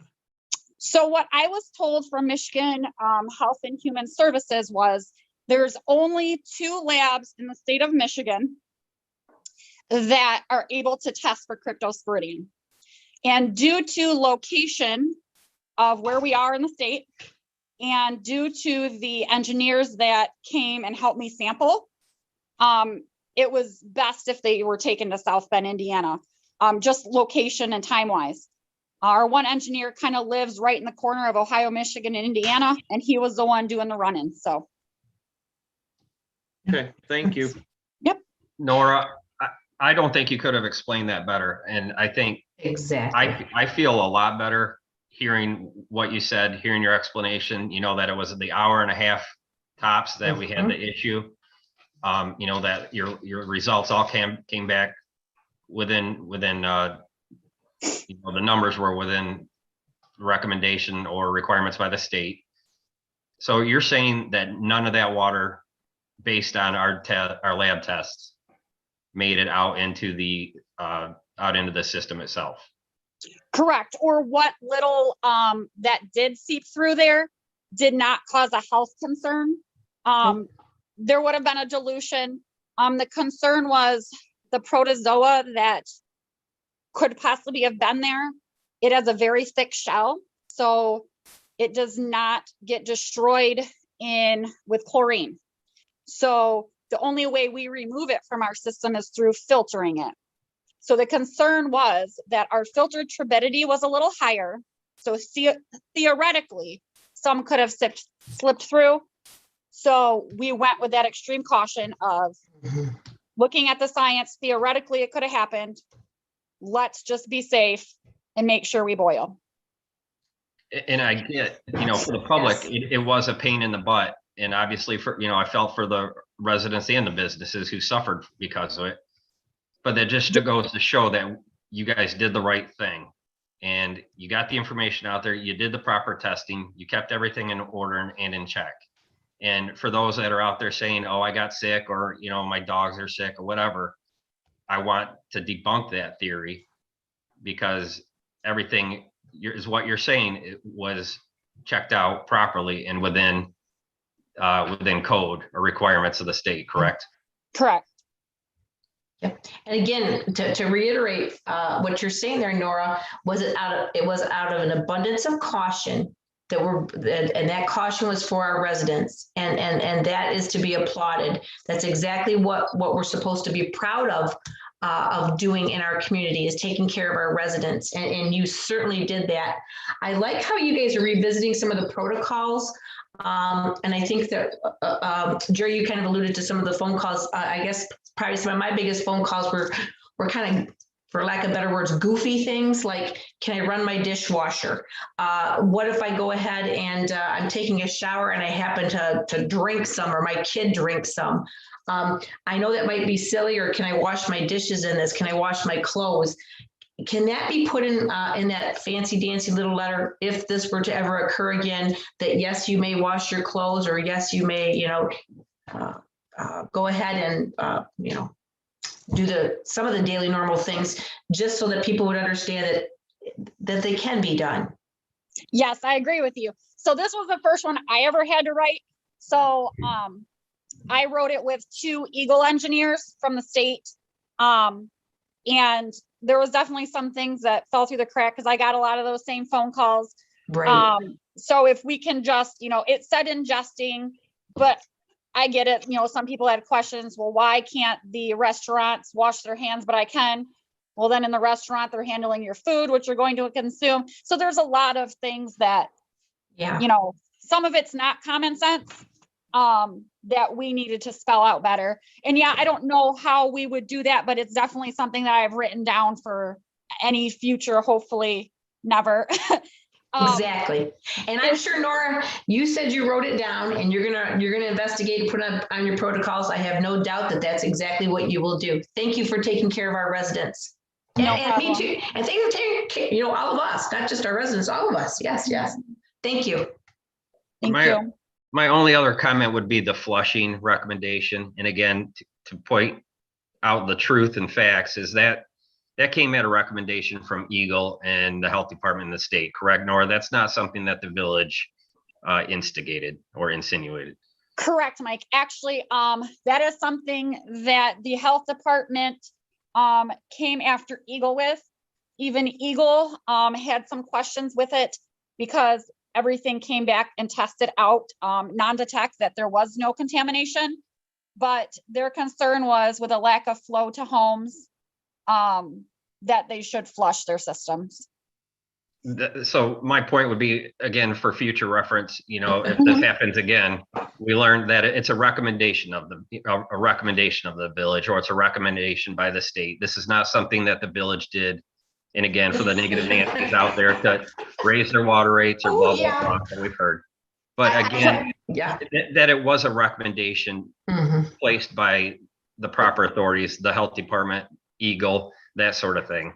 I wouldn't even say it was demanded to me that be requested, because I told them, if our systems, we don't have this issue. I didn't agree with it. Right. But they demanded that it be added with the lift advisory. It wasn't a way to generate income for the village, Nora? No, Gwen, it was not. I didn't think so. Thank you. Regarding that, I want to throw some facts out there. Doing research, some data to distribute. The average kitchen faucet sink is 2 gallons per minute.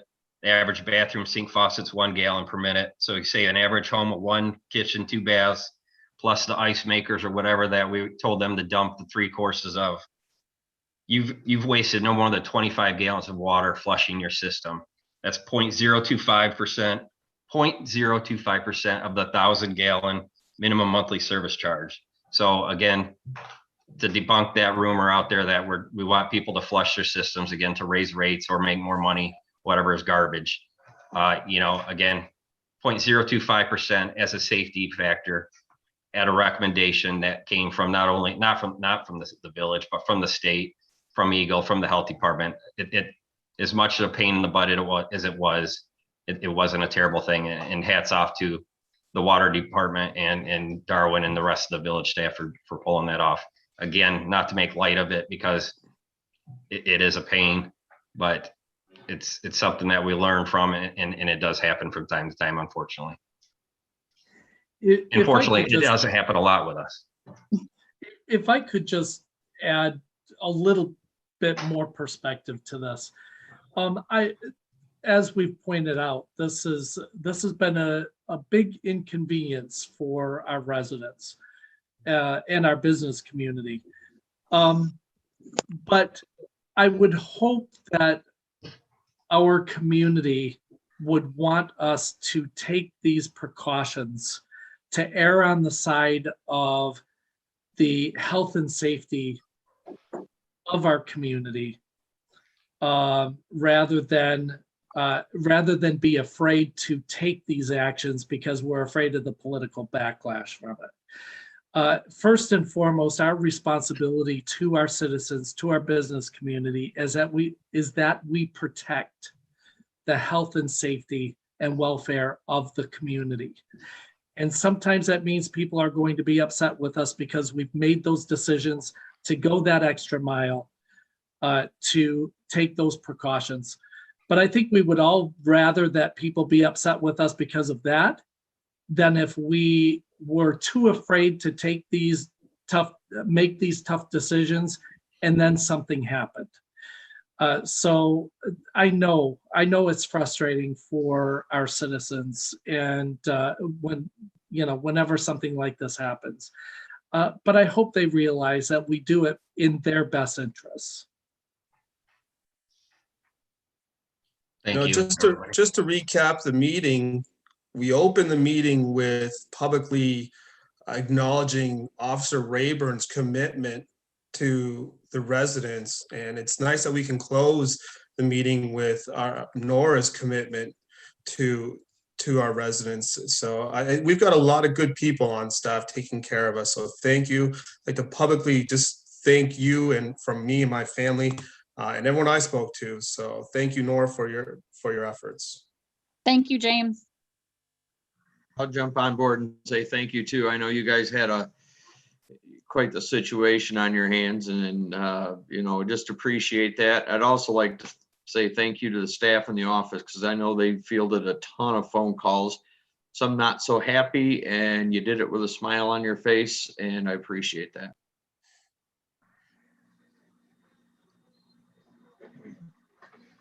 Thanks, Nora. Thank you, everyone. Thanks for bringing that up, Mike. That was really, really important. The unfinished business.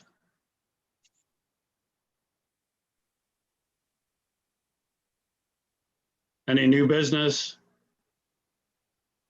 Actually, I do, but I'll make it very brief.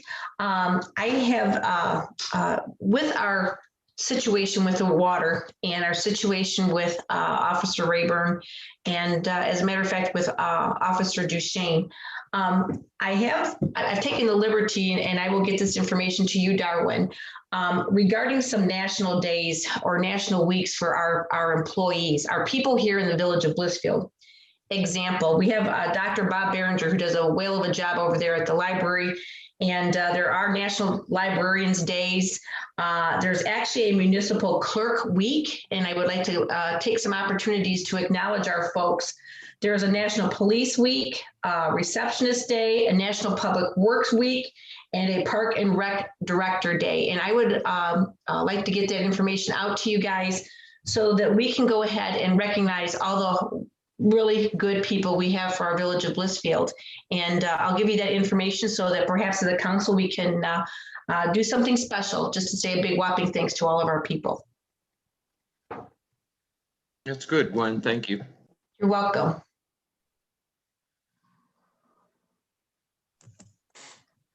Any announcements? If not, then I can take a motion to adjourn. Make a motion, we adjourn this meeting. I second that, James. You can call the roll, Lisa. Yes. Yes. Oh, did you say Gwen? You're real quiet, Lisa. James? Yes. Mike? Yes.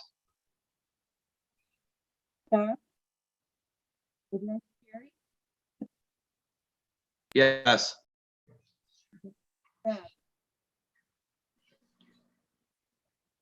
Yeah, yes. I can't hear you, Lisa.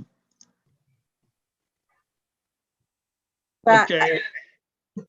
We're all set. I got everyone. All right, thanks, Longest Lisa. adjournment ever. Thank you, everybody.